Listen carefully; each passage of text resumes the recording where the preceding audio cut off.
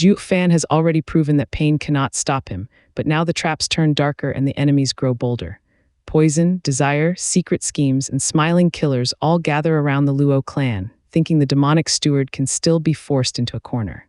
Subscribe now if you like ruthless revenge arcs, because the people setting these traps are about to learn what happens when a demon stops pretending to be merciful.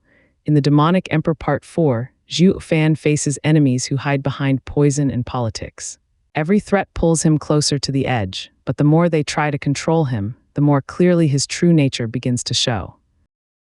Dingshan landed, he noticed that the place was eerily quiet. There weren't even guards around. It made his heart nervous and he rushed inside. He soon arrived outside the main hall. As he looked inside, he saw a familiar figure in the seat of honor, Hell Valley's 7th elder, Yugeki. The 7th elder was leisurely nursing a cup of tea. I wasn't aware the 7th elder graced us with his presence. Please forgive me for not welcoming you. The 7th elder's presence here intimidated Zhu Dingshan, but he forced himself to show proper respect as if all was normal in the world. Yugeki sipped his tea, then smashed it on the table.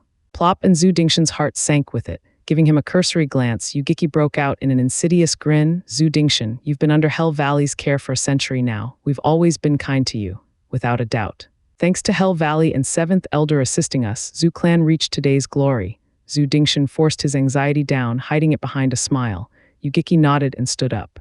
He strolled before Zhu Dingshan and patted his shoulder with a warm smile. It's great that you think so then. As he spoke, Yugeki's face twisted and clawed at Zhu Dingshan's shoulder as he thundered. Why did you collude with outsiders and steal Hell Valley's diamond sand?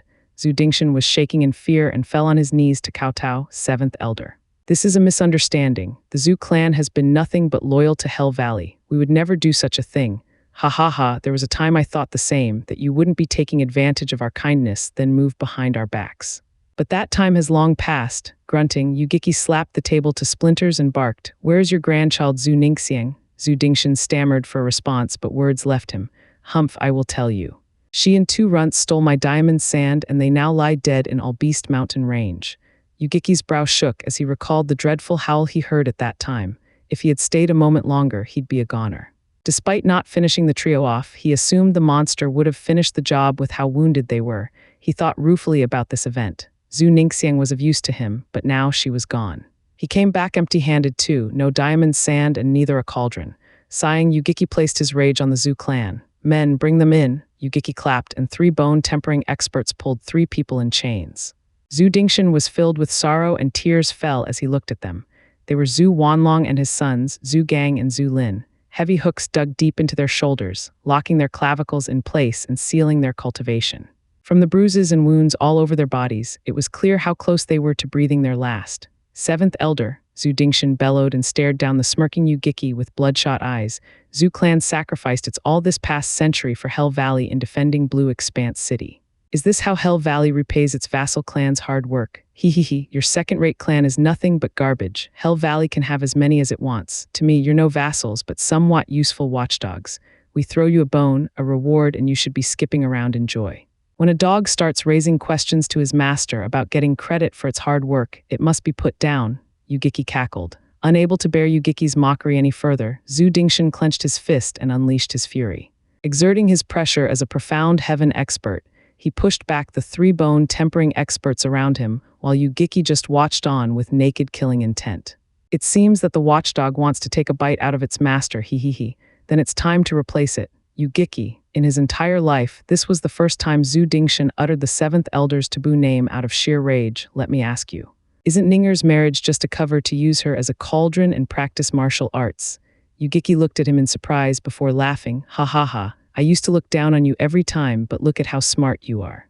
We've been at it for so long, yet you're the only vassal clan that figured it out. So that's why you defected. It's all for a silly girl? Bastard. Zhu Dingshan's fury exploded and rushed with his entire yuan qi laid bare. I'll kill you, Yugeki sneered, sidestepping Zhu Dingshan's palm and delivering an attack of his own.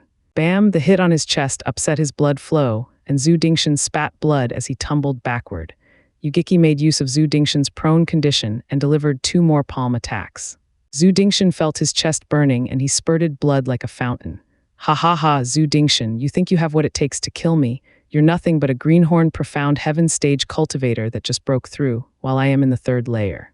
You are at the bottom and I am at the peak. You will never overcome this chasm.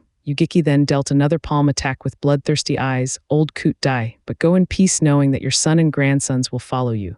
Powerless to do anything, Zhu Dingshan closed his eyes awaiting the final strike. Such an ending he never wished for his Zhu clan. But at the very least, his dear granddaughter escaped this calamity. Zhu Dingshan was relieved that Yugiki assumed her to be dead and wouldn't search for her. Stop! A high-pitched cry was heard and Yugiki stopped his attack midway. Looking ahead, he saw Zhu Ningxiang at the gate, holding a dagger to her neck. You're alive? Yugiki was in shock. His sole reason for coming to this clan was to have her as a cauldron. Zhu Ningxiang took in the sight of her suffering family, her grandfather beaten to a pulp and her eyes teared. She only had hatred towards Yugiki for his cruelty. Dagger inching at her throat, Zhu Ningxiang threatened, if you still want me as a cauldron, release them, or I will take my life right here and now. Yugiki mocked, hee, Ninger, get off your high horse. We do need you to practice martial arts, but you aren't irreplaceable. You have nothing to bargain with. Zhu Ningxiang was startled and worry gnawed her heart, but she recalled Zhuo Fan's analysis and showed her white neck as she mocked, Seventh Elder, you can't lie to me. I know Hell Valley lacks cauldrons, I know of my value. Since you do not care, then I will die along with my family. Zhu Ningxiang then traced her dagger along her neck and blood trickled. Ninger, no, stop, Zhu Dingshan and Yugiki cried at once. Zhu Ningxiang looked down on Yugiki, Seventh Elder, it seems to me that you're not yet ready to let me go. Yugiki's ruthless eyes flashed, is that runt still alive? Zhu Ningxiang avoided his gaze. She knew who he was talking about. He died in All-Beast Mountain Range, and you can go look for his body if you want to.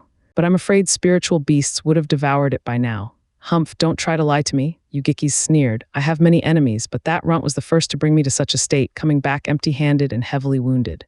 Chuckling, Yugiki continued, girlie, don't take this the wrong way, but you do not have what it takes to see through me. That runt must have told you. Zhu Ningxiang only stared back, to which Yugiki shook his head. In any case, I will have to take a step back. Since you put me on the spot, I will not take your family's lives. Really? Zhu Ningxiang was about to go help her grandfather enjoy, but Yugiki shook his hand and a hook bit into Zhu Dingshan. Ah, a wail of agony resounded and Zhu Dingshan blacked out. His chest was soaked in blood and his clavicle was pierced just like his son's. Yugiki, I said I won't kill them, but your grandfather is a profound heaven expert. I have to make sure he falls in line. I will, of course, let them go once we're at Hell Valley. You better honor your word, Zhu Ningxiang stared at him. Nodding, Yugiki snickered, how could I lie when you're so valuable? Men, take Miss Ninger to rest. We will return to Hell Valley on the morrow. An elegant youth arrived next to Zhu Ningxiang along with 2 servants. Zhuo Fan would have recognized him in an instant. He was Yu Ming, who infiltrated Blackwind Mountain as Yang Ming and later escaped Wingay City. Standing next to Zhu Ningxiang, Yu Ming snickered, so you are the cauldron for my senior's use. I have to say, you sure are pretty. Zhu Ningxiang snorted and turned to look at her family as she left accompanied by the servants. Yu Ming shrugged, then went to Yugiki. Master, what would you like us to do in regards to Luo clan? We have suffered greatly at the hands of their steward Zhuo Fan. Zhu Ningxiang's pace faltered at the name. Did you tell anyone else that he killed 2 of our elders? No, Yu Ming was cautious. Even if I do, no one would believe me. Ha, I didn't believe it either. But a few months back, I met a freak of nature that countered everything I threw at him. With how large the world is, there are bound to be some monsters out there. Master, then, Yu Ming spoke softly. Shaking his head, Yugiki's eyes flashed with killing intent. We will deal with this runt first, then think of a way to end that Zhuo Fan, or these 2 whelps will one day be Hell Valley's nightmare. Zhu Ningxiang was worried sick at his words and picked up the pace. She was worried since Yugiki had set his eyes on Zhuo Fan because of her, yet none of them knew that the 2 whelps were one and the same. The night seemed endless to Zhu Ningxiang as her heart was unable to find peace. At dawn, the first rays of sunlight washed over the unusually quiet Zhu clan's small courtyard. A dozen servants were already tending to Zhu Ningxiang's preparations. Meanwhile, a shockwave passed through the first area of All-Beast Mountain Range and exposed a pitch-black cave. A naked man staggered outside in the gentle sunlight, giving his body a golden shine. His every step left deep prints in the earth, and even the rock crumbled to dust. He sheltered his eyes from the sunlight and looked around. He took another step and rested his hand on the cave wall for support. But his small action destroyed the stone wall completely and he fell to the ground. The man stood up among the rubble, however. The rock he was on also turned to dust. Taking a moment to adapt, his face now showed resolve. At a closer look, it was clear this man was Zhuo Fan, just that his every line and features were as if sculpted, exuding sharp power. When he opened his eyes, streaks of lightning sparked. Zhuo Fan got a feel of his body and revealed a manic grin. Everywhere he touched let out a metallic sound. He was immensely pleased with his body, which was now completely refined with the diamond sand and was as tough as a fifth-grade spiritual weapon. He then touched his forehead and a blue flame drifted out. This was the flame that the mysterious expert gifted. He couldn't control it until now, but through the strange array's refining, it fused with his soul and became his soul flame. He could now use it any way he wished. Thinking of this made him burst out in laughter. The refining process was hellish, excruciating, and deadly, but the result was astounding. He was now reborn with an unbreakable diamond body. Even a profound heaven expert wouldn't be able to make a dent in his body. With but a thought, a pair of wings with lightning flickering over their surface burst from his back and lifted him 10 meters in the air. They were the wings of Thunder Skylark, a creature whose speed was incredible even against a profound heaven expert. This was why he chose to refine them into his body. With them, he became a freak, a true monster. Putting on new clothes, he flashed towards the blue expanse city like lightning. Young Mrs. Marrying, outside Zhu clan's gate, an obese granny yelled as Zhu Ningxiang was led outside by two servant girls. The entire blue expanse city gathered around to witness the event. Yugiki and Yuming sported a faint smile. Everyone was happy towards Hell Valley's show of gratitude. Some people were even tearing, imagining it was their family's daughter getting married. Zhu Ningxiang walked before the shocked masses. If before they were amazed by Hell Valley's power, now they were in awe by her beauty. Zhu Ningxiang was dressed in a common wedding gown but lacked the heavy makeup other brides had. Yet solely from this, her appearance evoked a feeling of genuine beauty, not a fake one from excess preparations. Pure as an orchid, making people afraid of marring. Only this beauty deserved to be married into the 7 houses. The crowd gathered to see her smile, to wish her blessings. But their best wishes and kind thoughts only worked to burden Zhu Ningxiang's already heavy heart. Everyone here envied her second-rate clan for their marriage with one of the 7 houses, unaware of the hell that awaited her. Slanting her head towards Yugiki, Zhu Ningxiang asked in a cold tone, "Will 7th Elder accompany me?" "Ha ha ha, but of course. It is my duty to protect Miss Ninger and Hell Valley's disciples' wedding to safely deliver you to Hell Valley." The crowd was once again in awe of their kindness. However, Zhu Ningxiang only showed a smile of disdain. "What safeguard? It's clearly for monitoring us. At least once Yugiki leaves Blue Expanse City, Big Brother Zhuo can escape." Before she could breathe easy, Yugiki saw through her and said with a cold smile, "Oh right, Miss Ninger, I sealed off all Beast Mountain Range, even your secret tunnel. Those rats won't be able to escape from my palm." "You," Zhu Ningxiang flared as her face blanched. It was her clan's secret and Yugiki must have pulled it out from her father and brothers. Zhuo Fan's means of escape was now cut off. "7th Elder I want, no need to say it." Yugiki cut her off with a cold smile. "Your life was exchanged for your family, nothing more, nothing less. Miss Ninger, after you." He then shook his sleeve. A lavish palanquin was before her with 50 bone-tempering experts around it. Zhu Ningxiang frowned as she lifted her leg only to put it back down. She wanted to save Zhuo Fan, but Yugiki had her family's lives in his hand. She had nothing to bargain with. Suddenly, Zhu Ningxiang's thunder ring flashed and her heart seized in panic. "Don't come," Zhu Ningxiang shouted at the sky, startling the onlookers. No one except Yugiki understood the reason behind her reaction. With a sinister flash in his eyes, he patiently waited for his prey. "Ninger, I have come to save you." In response to Zhu Ningxiang's shout came another. It was Zai Tianyang piercing forward with star sword at Yugiki. Sword intent made the crowd gasp as they scattered. Yugiki just mocked, "Humph, so you want to die. A mere bone-tempering cultivator would find their death close at hand against me." Yugiki, unafraid of the 4th-grade spiritual weapon, struck back with a palm. Against the wind pressure of the palm, Zai Tianyang's sword tip trembled and the sword intent scattered. He was shocked but didn't use the sword to defend and added more power to it. A golden sword light flew from the sword tip and pierced the mighty palm, then it continued towards Yugiki. Space-rupturing form, Yugiki's heart tightened and he vanished from his spot. The sword light struck the palanquin and turned it into splinters. Sword Marquis Abode's profound ranked martial art, flowing space's 9 forms. Yugiki appeared behind Zai Tianyang and spoke with derision. "You're from Sword Marquis Abode. How can a boy wield its legacy? Are you? Humph, none of your business." Zai Tianyang snorted and stabbed backward. This time the sword no longer had the imposing might. But everywhere it struck, it made space stagnate and Yugiki was slowed. "Empty net," Zai Tianyang bellowed. "Humph, you don't know when to quit." Even with a profound ranked martial art, the gulch between bone-tempering stage and profound heaven stage cannot be overcome. Snorting, Yugiki vanished, only to appear in front of Zai Tianyang. Zai Tianyang was startled but could do nothing as Yugiki's palm slapped him into the air. When he landed, 6 bone-tempering experts surrounded him to make sure he didn't get up. "Humph, disgraceful runt." If not for Sword Marquis' abode, you would have died by now, Yu mocked him. Zai Tianyang spat on his face and responded as if to spite him, I dare you to kill me, but can you take responsibility for the war that follows? Ha ha ha, wiping his face, Yu tone turned colder with killing intent. Damn kid, you think I'm scared? You made a mess in my city, so the Sword Marquis' abode won't say anything even if I kill you. Yu slapped at Zai Tianyang's chest. Zhu Ningxiang cried no, but Yu was dead set on killing him. Stop, an aged voice echoed and a golden sword wave hacked down. Yu wasn't about to receive it. This attack was unlike Zai Tianyang's, it was backed by the power of a profound heaven expert. He stopped his attack and jumped 6 meters back. Boom, when the dust cleared, a meter-wide hole was in Yu previous position. Its depth unknown, a white-haired old man drifted next to Zai Tianyang and fanned the bone-tempering experts away. Eighth Elder, the old man looked frail, his eyes cloudy, a stark contrast to the true expert he was.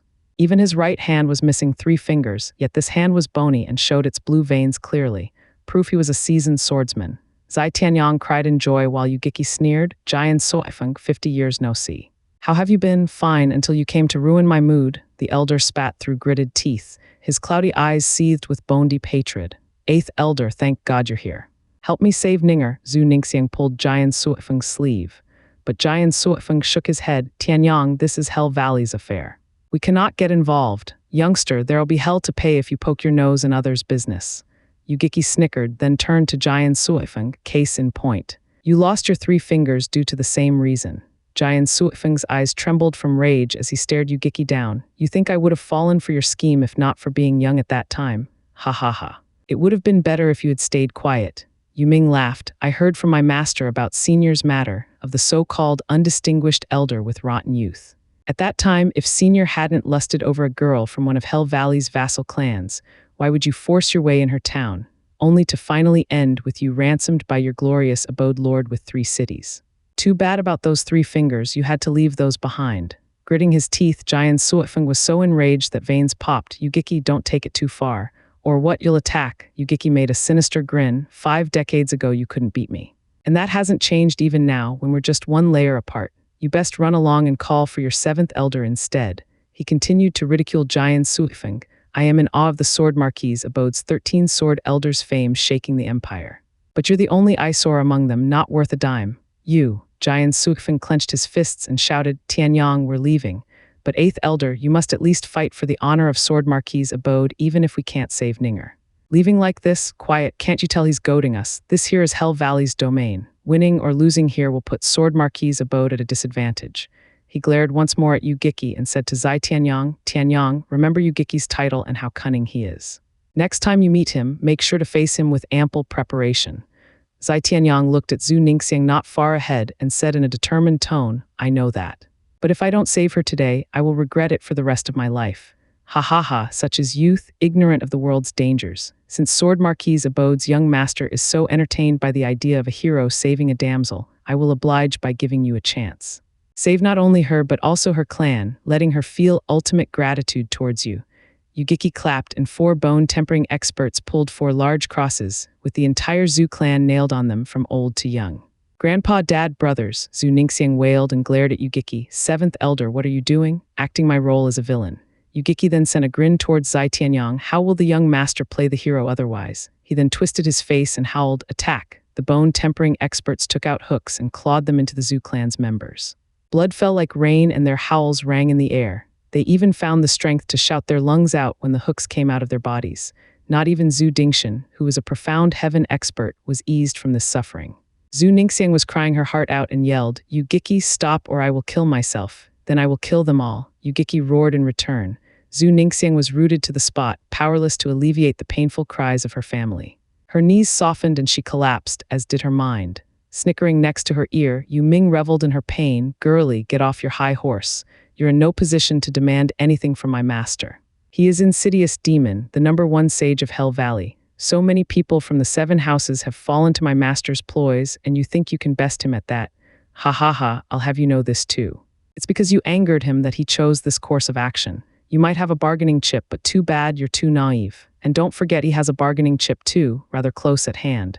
Zhu Ningxiang lifted her head, but all they conveyed was emptiness and tears. Despair and agony, she sacrificed herself to save her clan, but she was far from being able to win against this cunning fox. It instead earned his ire, and now he was venting it all on her clan.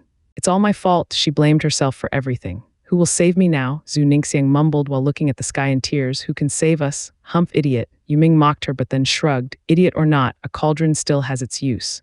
Zai Tianyang saw Zhu losing herself and his heart was in pain.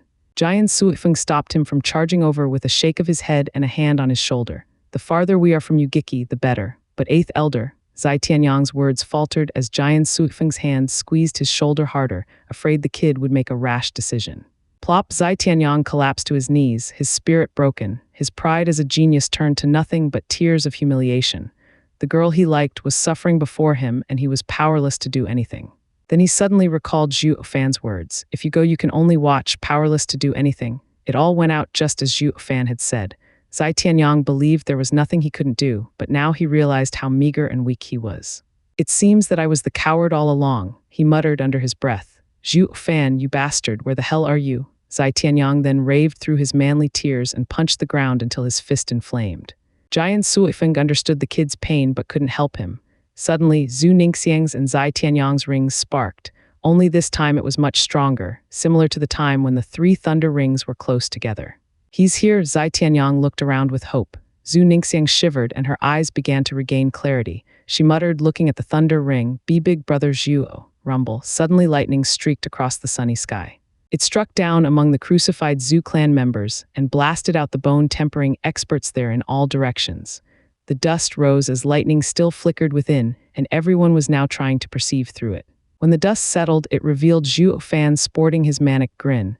Yugiki, I lost the previous round, but the second round starts now. Who is he? Asked Giant Suifeng when he saw Zhuo Fan through the dust while being shocked by the feeling of dread the youth exuded. He was experienced enough to notice that Zhuo Fan had just entered the bone-tempering stage, and yet the aura and power the kid released held a threat to a profound heaven expert's life. This contradiction made it all feel bizarre. Zai Tianyang felt the same. Zhuo Fan's face, which was radiating golden, added an extra feeling of pressure. It was unlike that from a profound heaven expert, but felt like raw power was seeping in Zhuo Fan and threatened to destroy his last vestige of life. Everyone felt as if they were standing in front of a savage beast that was ready to pounce on them. He is a friend most untrustworthy, but also most dependable. Zai Tianyang smiled wryly as his body shivered. Not from fear, but excitement. He grasped the possibility that this new Zhuo Fan could save Zhu Ningxiang. Giant Suifeng looked at Zai Tianyang in amazement. It was his first time seeing this arrogant and genius kid show such confidence and dependence on someone. Giant Suifeng turned to watch Zhuo Fan to witness what made him so special. Ha ha ha, you not only survived but broke through. Yugiki sensed Zhuo Fan's entirely changed aura but dismissed it. The way he saw it, this was merely confidence from entering a new realm. He would learn on his own skin how weak a bone-tempering cultivator was in the face of a profound heaven expert, and his confidence will deflate like a balloon. One thing did strike him as odd, though. He and Zhuo Fan last met a few months ago when the kid was in his 6th layer of qi condensation and on his last breath. Yet here he was less than half a year later, unharmed and even advanced to bone-tempering stage. His speed sent shivers even down Yugiki's spine. How did this happen? Yugiki thought this runt is a freak and must definitely be put down for good. Yugiki snorted, Minger, go and end him for me.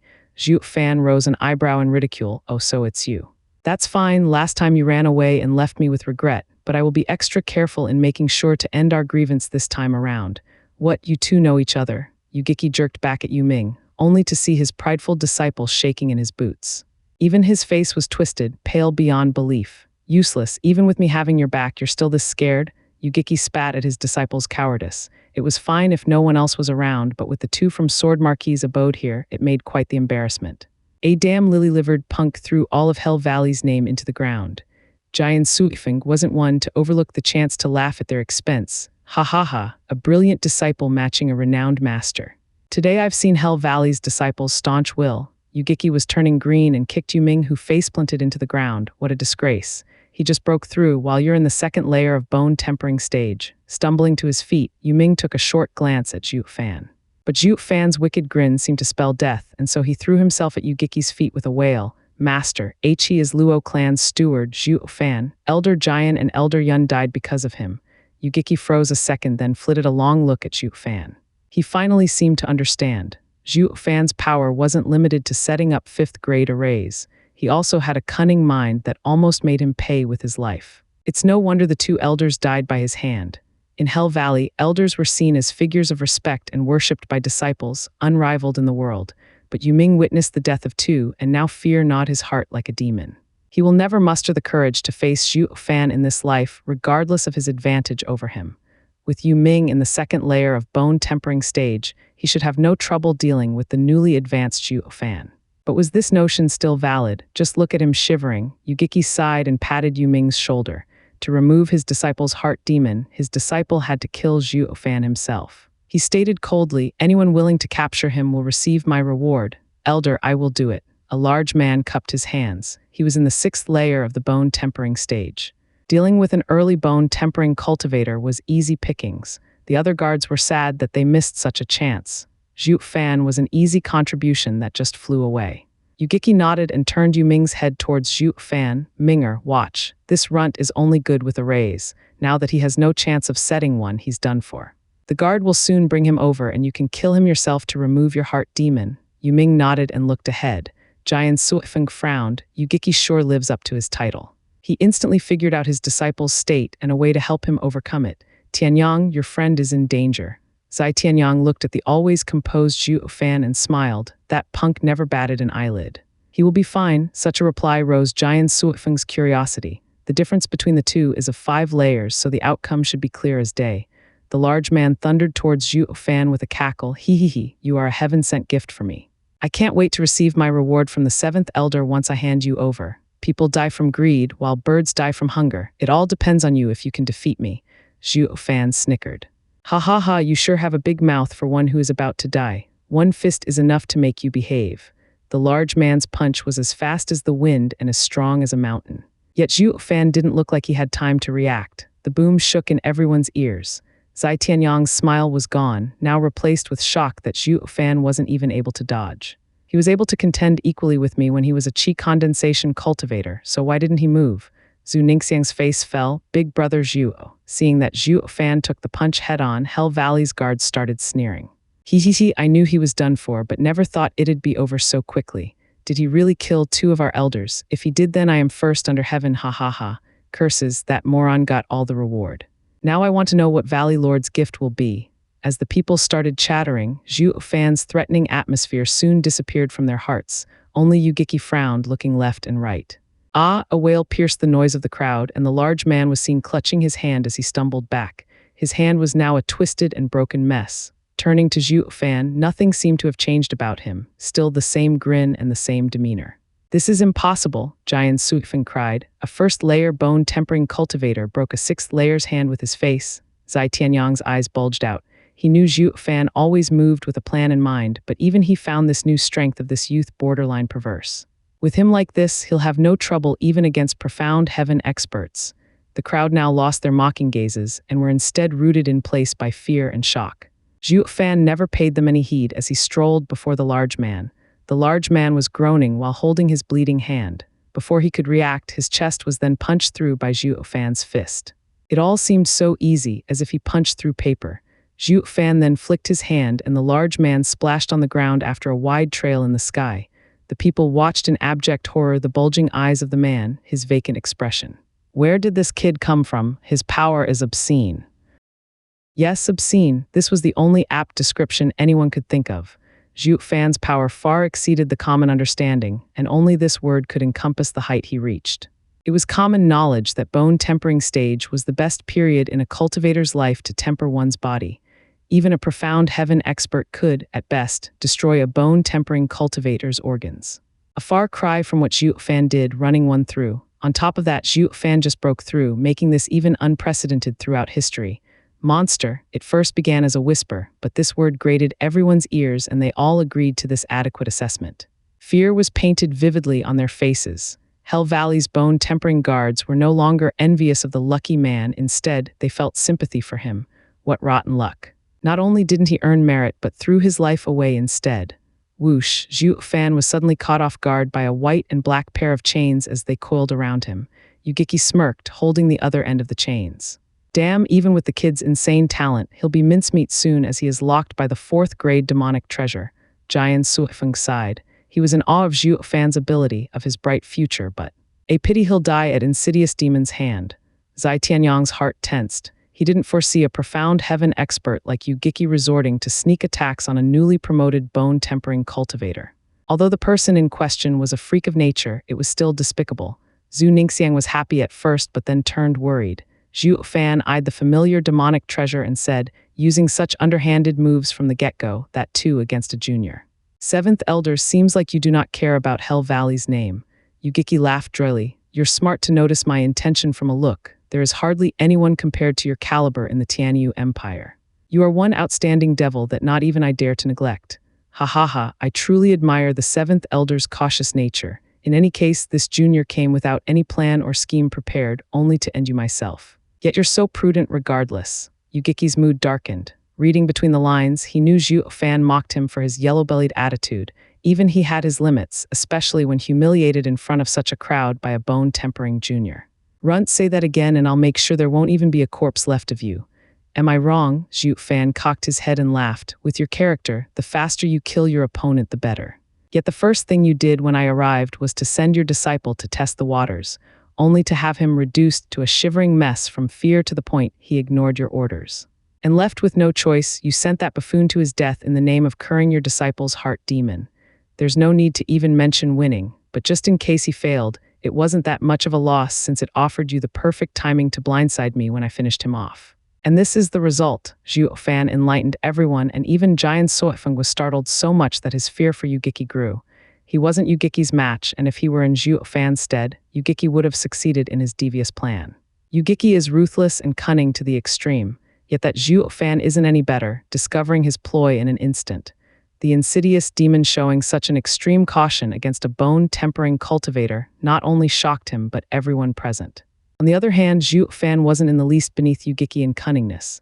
Thinking about this let Jian Suifeng hold Zhuo Fan in higher regard. Hi, aren't you caught in my web despite seeing through it? Yu Giki snickered with killing intent. I just need to twitch my arm and you'll turn putty. Zhuo Fan rose an eyebrow and laughed. Say, how did a sinister old coot like you turn so stupid?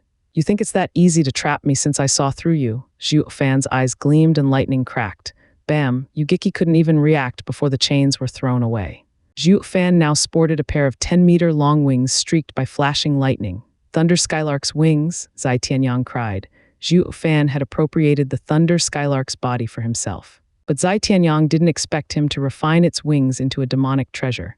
Since the Thunder Skylark was a 6th-level spiritual beast, adding the diamond sand into the equation, the refined demonic treasure would also be 6th grade. Zai Tianyang was in glee. No wonder this punk barged right in here. He had such an awesome item. This will increase his chances of victory against Yu Giki greatly. 6th grade flying demonic treasure? Yu Giki's tone was grave. With it, you can match a profound heaven expert's speed, however. As he spoke, he flicked the yin-yang chains. The chains moved individually from opposite directions to seal Zhuo Fan's escape. A profound heaven expert's advantage over bone-tempering cultivator isn't just limited to speed. I know that all too well. Zhuo Fan didn't care about the chains. A profound heaven expert relies on his quick moves in melee, not something a flying demonic treasure can overcome. But then the chains were about to strike Zhuo Fan, one aiming his head and the other his chest. Whoosh, the pair of wings moved like independent arms and swatted the chains away. Yu Giki and Jian Suifeng jerked in shock. This can't be possible. There was an ancient story that spoke of flying demonic treasures that could change shape at the wielder's will and launch attacks. But a demonic treasure was inanimate, so how could it do that? The people there watched Zhuo Fan as if they were looking at a monster. He sported a faint smile as he spoke at leisure. But when did I say it's a demonic treasure? While demonic treasures were refined as tools, Zhuo Fan refined the wings into his body. In other words, they were part of his body. He could let them out at will and make them move as he wished. He was no longer your average human being, but a human weapon. If the wings were a 6th grade demonic treasure, then his body had become a 5th grade demonic treasure refined through the method of diamond sand tempering. This wasn't something Yu Giki and the rest could fathom when not even the denizens of sacred domain couldn't. The only ones who could comprehend this were those ancient talents who held the 9 Serenities' secret records and were aware of the deviant secret method to refine materials into their human body. Damn freak, even the calm Yu Giki had to curse through gritted teeth. His eyes were bloodshot and his hands were poised to strike. The 2 chains flitted everywhere and soon became 2, then 4, then 8. Numerous chains approached from every angle like a rain of death, all aiming for Zhuo Fan. He wanted to beat Zhuo Fan to a pulp, but Zhuo Fan smiled fearlessly as he stood his ground. His eyes flashed and the wings moved like lightning. Only the sounds of cracking lightning and grating metal were heard, while not even a trace of the chains nor the wings was seen. But the flickering lightning was proof enough for everyone to know of the bitter fight the two were in. This was a profound heaven expert's speed. This gave a shock to the audience and let them know how weak they were against a profound heaven expert. But Zhuo Fan was the one who agitated them the most. A bone-tempering cultivator had such power. Zai Tianyang watched numbly with incredulous eyes at how deep the gap between them was. Even more so when Zhuo Fan of yesterday was a far cry from today. Eighth Elder, what can you see? Zai Tianyang saw Giant Suifeng standing there in a daze without blinking. He never saw his elder so astonished in his life. Yugiki is pushing hard with his attacks, but Zhuo Fan is blocking them all. It is unclear as to the outcome, but Yugiki seems to have the upper hand. Giant Suifeng stated so, but his eyes never left the fight, afraid of missing anything.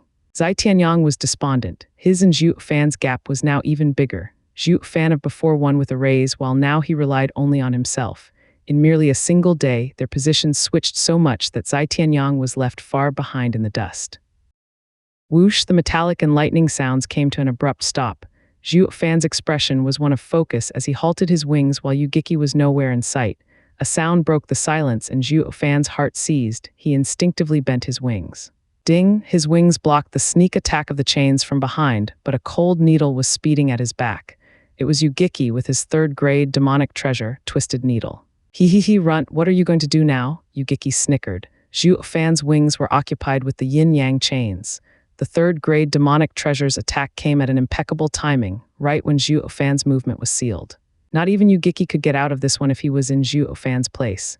But Zhuo Fan only muttered, mystifying phantom step. Whoosh, he vanished from his place and the chains along with the twisted needle lost their target, throwing Yugiki off balance.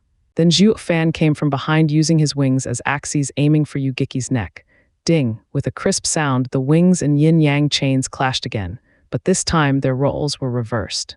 The situation flipped in a blink, with Zhuo Fan now pressing his advantage. Even Giant Suifeng was affected by this sudden turn. Hell Valley's #1 sage, Yugiki, was driven to a corner by a youth. Seventh Elder, how does it feel to be on the receiving end of a sneak attack? Zhuo Fan's wings pushed against the yin-yang chains until Yugiki leaned backward.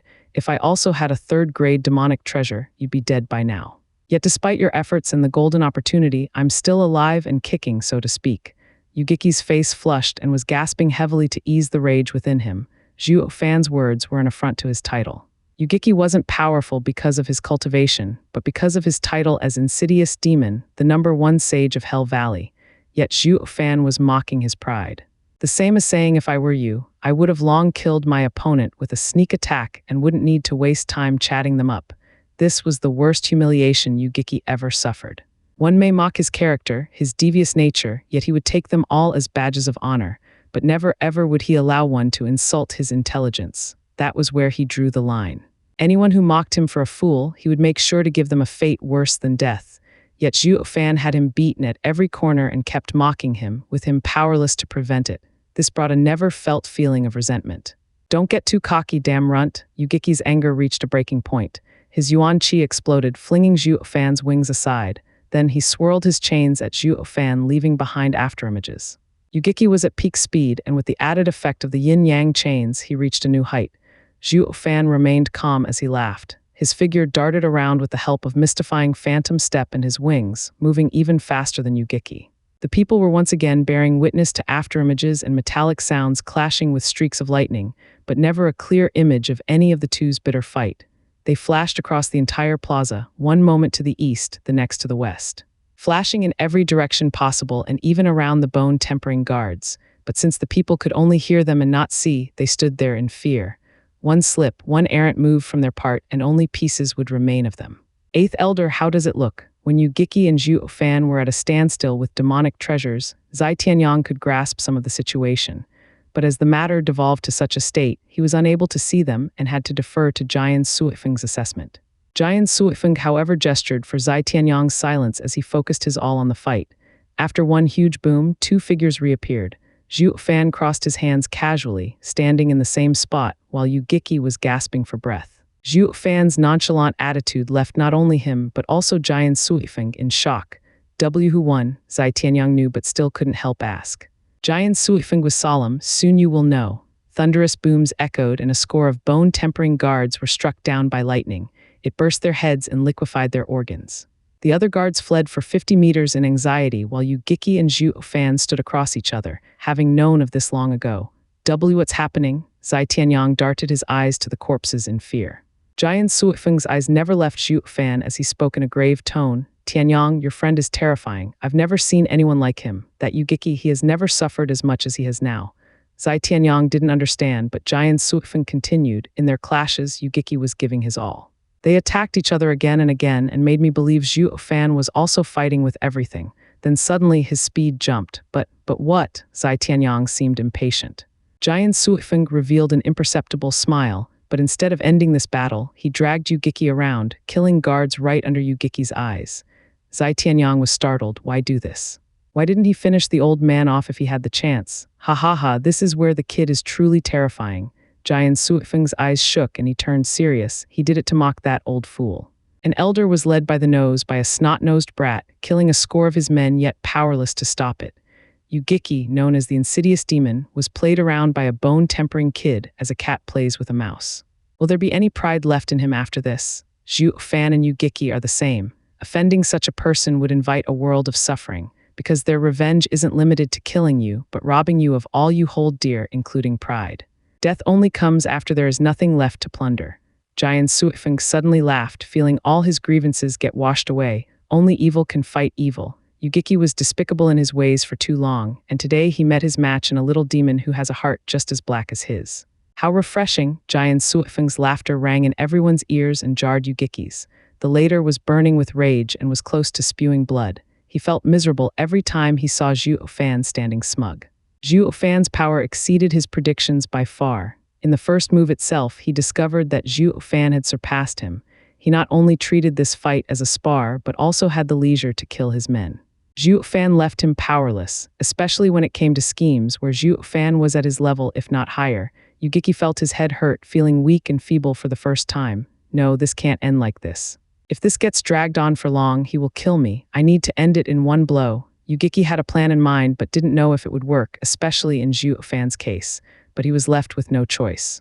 His eyes flashed and flung the chains at Zhuo Fan. This thing won't work on me. Zhuo Fan smirked, readying his wings, but the yin-yang chains veered off from him at the last minute, aiming for Zhu. Zhu was rooted in fear, but Zhuo Fan appeared before her in a flash of lightning and flung the chains with his wings. Ha ha ha, I see it now. Yugiki laughed hysterically. Zhuo Fan, oh Zhuo Fan, I found your weakness. In the All-Beast mountain range, you ingrained a deep fear in these old bones with your constant attacks, so I thought you came this time seeking revenge. But now I see it was all for her. And you think this changes anything. You will die just as well, Zhuo Fan stated. Humph, if you bore the same ruthlessness you showed before, I would have some misgivings, but you care for this girl and placed victory in my grasp, ha ha ha.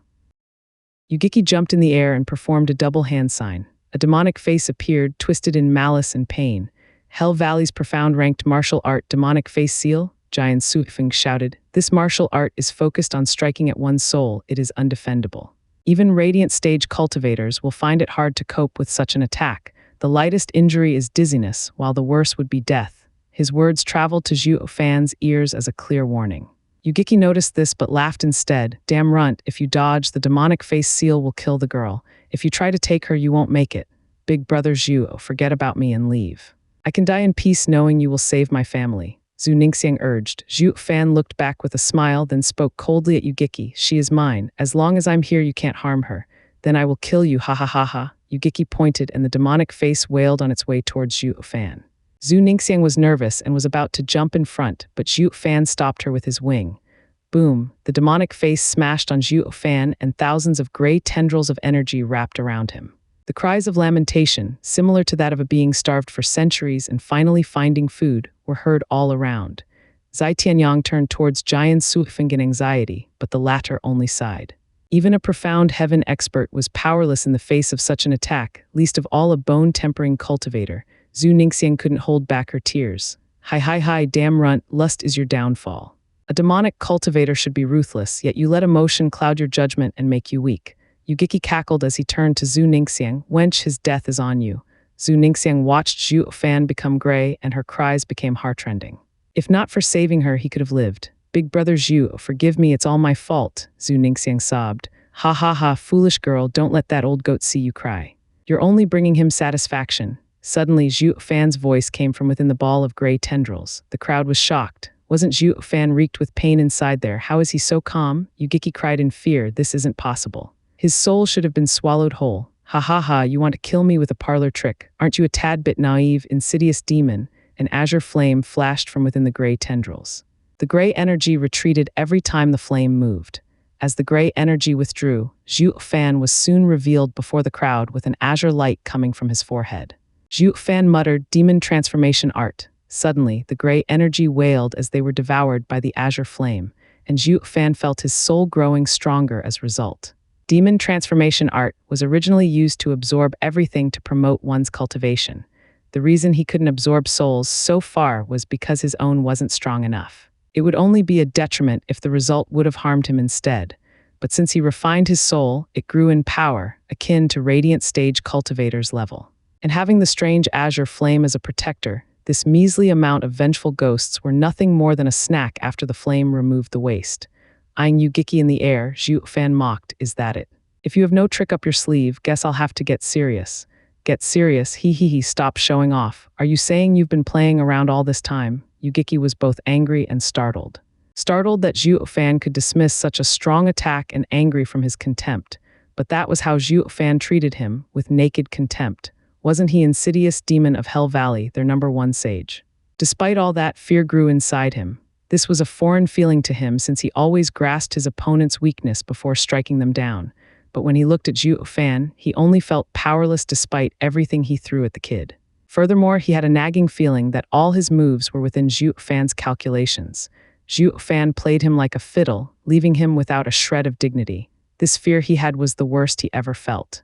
Chuckling, Zhuo Fan mocked again. "Seventh Elder, I wonder, do you remember what you told me a few months back in the All-Beast Mountain Range? Against true power, all schemes are moot." Yugiki's eyes dilated, his heart sped up, and a bad feeling crept its way down his spine.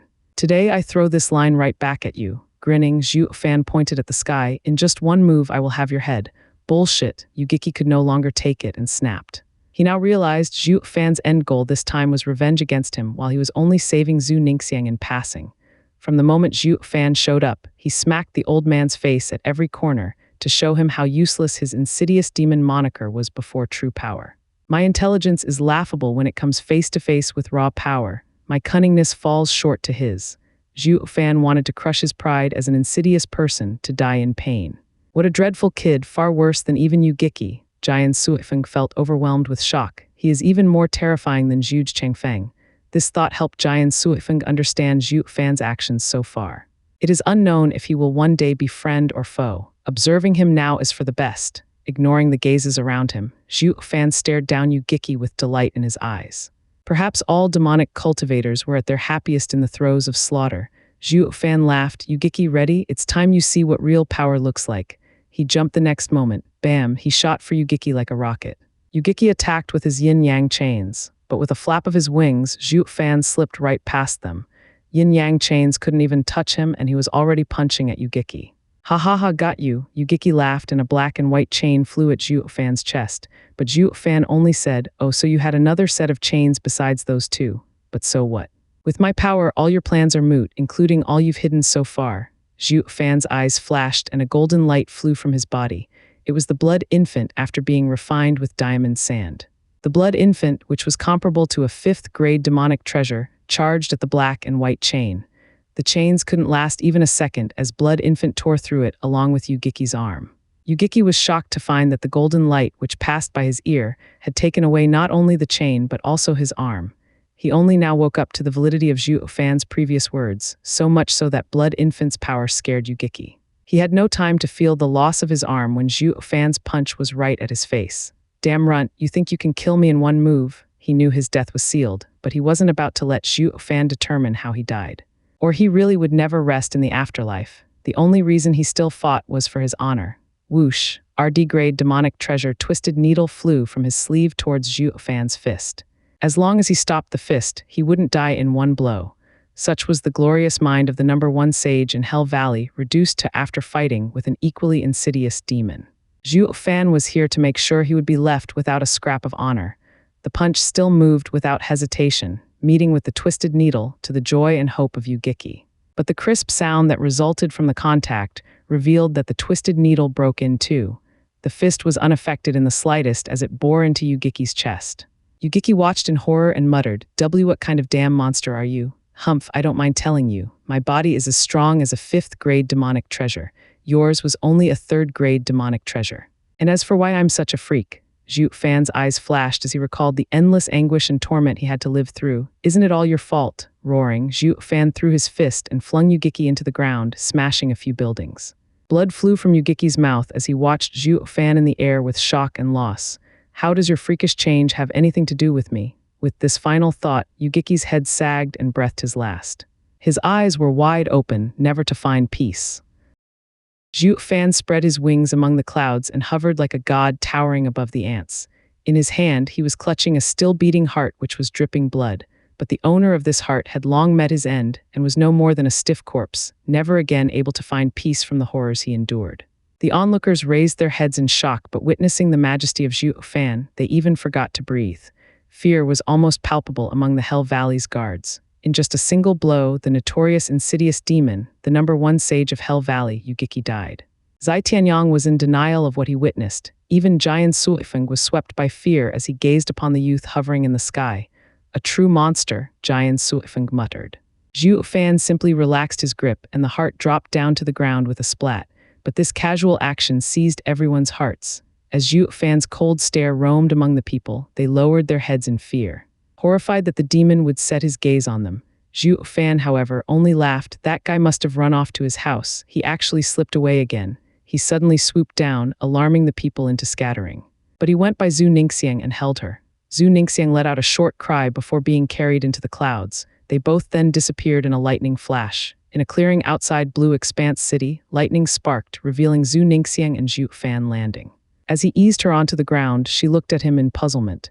Zhuo Fan had a faint smile. "I said that I will take you out of the city, and I have. Now I have fulfilled my promise." "Is this the outside world?" Zhu Ningxiang darted her eyes around and breathed in, a smile playing on her lips. "This is the first time I'm walking outside the city. I'm finally out." Zhu Ningxiang laughed and blushed. "Thank you, big brother Zhu. It's nothing. We shook on it, didn't we?" Zhuo Fan said. "Ninger, this might be the right time to say goodbye." "You're leaving?" Zhu Ningxiang jerked her head up, her eyes fixed on Zhuo Fan. "Where to?" He sighed as he said, "I don't know. There are still so many things I need to do. The most pressing matters were finding the Lightning Canyon, Heavenly Emperor's remnant, and searching for experts to strengthen the Luo clan." Despite having no clue where to start on any of them, he had to keep looking. Zhu Ningxiang saw his mind was set and spoke softly. "Big brother Zhu, see, can I come with you?" "No," Zhuo Fan denied. "With your strength, you will be in too much danger." Zhu Ningxiang lowered her head in defeat. She knew she'd be just a burden to him if she went. Zhuo Fan tousled her head with a smile. "And you still have your clan to look after. Zhu clan offended Hell Valley and needs to find someone that can protect it. The Sword Marquis's abode is a good choice. From Zai Tianyang's sharp mouth, he must be quite high-placed. If he vouches for you, Sword Marquis's abode is sure to take you in." Zhu Ningxiang raised her head, then nodded. Now was the time to look for a safe place for her clan.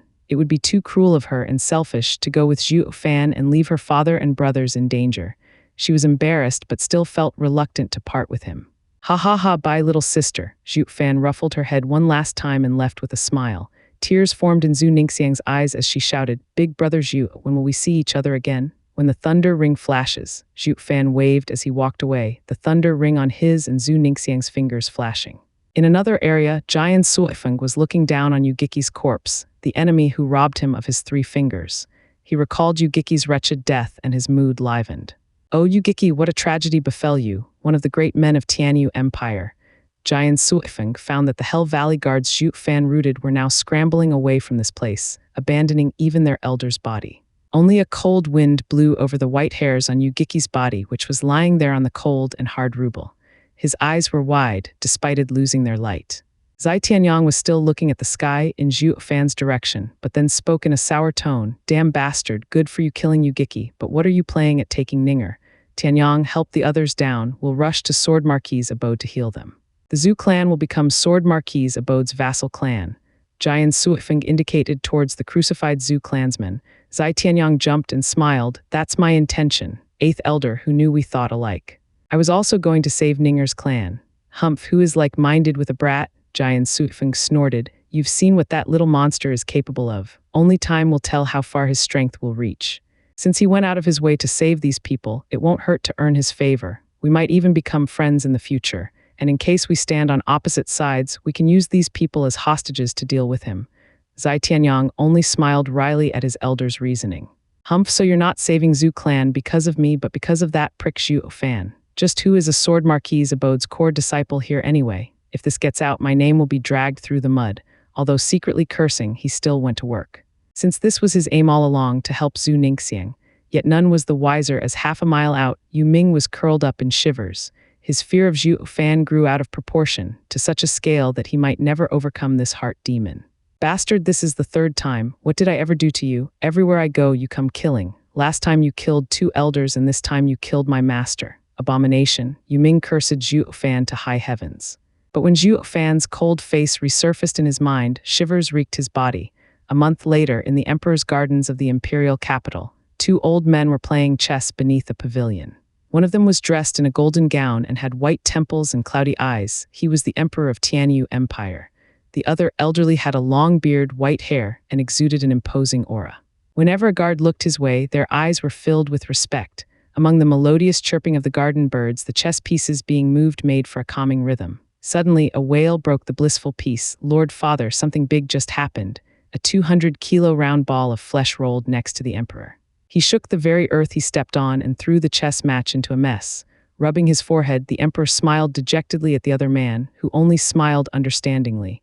Kongur, didn't I tell you to face all events with calm? And haven't you noticed that I am playing chess with Mr. Sima? Why yes, I know my wrongs. Yuan Kong rushed a bow to the emperor and the elderly, then wiped the sweat from his forehead. Speak, what is the matter? The emperor held onto another chess piece, not minding his son.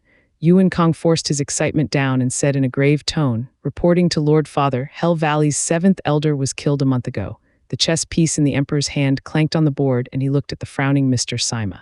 Who did it? The emperor then turned his hardened face towards Yuan Kong. Seeing no one around, Yuan Kong whispered, It is someone from the clan we are currently endorsing, Luo clan's steward Zhuo Fan. A month ago, something got into him that he killed the 7th elder of Hell Valley in Blue Expanse City under everyone's eyes. It was also revealed that he was the one who killed Hell Valley's 2 other elders in Wingate City and used Veiled Dragon Pavilion as a patsy. What? A brat killed Hell Valley's 3 elders, their precious Yugiki included? What guts? Mr. Sima said to the emperor, Your Majesty, how should we handle it? The emperor evoked a faint smile and kept playing chess. If it only involved the 7 houses, it would have posed a headache. But as matters stand, Yu Wanshan won't have the cheek to complain to me. Don't let them snuff out the Luo clan. This pearl of mine is about to reveal its splendor, ha ha ha. Bam, the emperor slammed the chess piece with delight. Yuan Kong looked long at the emperor, then bowed and left. Prime Minister's residence in the imperial capital. Prime Minister Zhu Chengfeng laid on a rocking chair with half-closed eyes, swaying gently. Suddenly a black shadow whispered in his ear. What? Zhu Chengfeng flashed his eyes open in shock, then sighed. The balance between the 7 houses is now askew. I will need to make ample preparations for the aftermath. And he resumed his previous state, gently swaying on the rocking chair.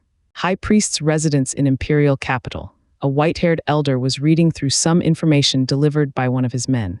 As he read through, a frown appeared on his forehead, and he signaled his men to withdraw.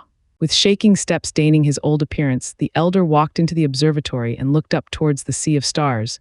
The star of war is near and turmoil is on our doorsteps. A spark is enough to light this powder keg. The ruler is about to change. I only hope the people can weather the storm. Veiled Dragon Pavilion's headquarters. Pavilion Lord Long Yifi and some elders were in a meeting, but 2 young people were also present, Long Jai and Long Kui. Because of their efforts and brilliant conduct 7 days ago, Long Yifi officially allowed them to participate in the Elder Council, pleasing the 2 to no end. Recently, Zio Kui and Zio Jai have displayed impeccable conduct. I propose to send them to cultivate under the Grand Elder and learn the house's profound ranked martial art. Long Yifi smiled, looking at the 2, and spoke with pride. Third Elder commented with a hardened look. These 2 kids progressed well, however. They are only average by contrast with the other house's genius disciples. How, Third Elder, don't underestimate us. We are on the verge of breaking through to the bone-tempering stage. Long Kui protested while Long Jai was in accord. Third elder is right. I heard rumors that Sword Marquis Abode Zai Tianyang became a bone-tempering expert 3 years prior. We are still far behind him. Xiao Jai is so modest, you will do great deeds in the future. Godai Longju nodded with satisfaction, a black crow perched on his shoulder, the soul-devouring crow he got from Zhuo Fan. Looking at the bird, Longju couldn't help his expression softening. If you two brats were half a man my brother Zhu is, you'd be training our passed down profound ranked martial art by now. Humph, Uncle Zhu, why bring him into this? Long Kui always became irritated whenever she heard Zhu Fan's name. He is cocky, brash, and doesn't want to join Veiled Dragon Pavilion. Even if he has a smidgen of talent, that doesn't make his rise guaranteed. We will undoubtedly surpass him. A man suddenly barged in while shouting, "Urgent report, Pavilion Lord." Third elder waved him away after taking the report and read it. The next moment his hand froze and the paper drifted to the floor. What's wrong, third elder? Longju picked up the paper in worry, never having seen third elder so spooked, but the contents left his soul eye in tears. Good brother, I owe you again. What is all this about? Long Yifi was inquisitive like the rest of the people present and took the paper. His brows shook and his voice betrayed his excitement. Hell Valley's Yugiki was killed by Zhuo Fan in Blue Expanse City. What? Everyone was dumbstruck. Who hadn't heard of Yugiki? He was the greatest headache of everyone, especially for Long Ju, who had his eyes stolen in Yugiki's ploy. Yet this dreadful man was killed by Zhuo Fan. Their shock was understandable.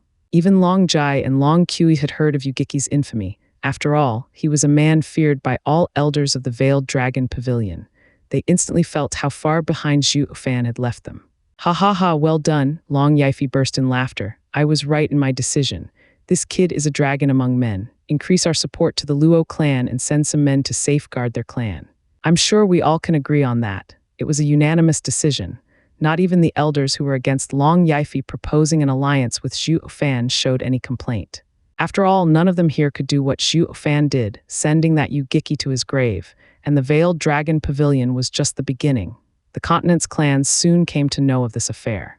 Among the shocks and cries of joy, Zhuo Fan's name was etched in the minds of many clan leaders. In a lone valley sieged by mountains on 3 sides and a narrow trail on the 4th, the sun's warm glow barely reached this place throughout the year.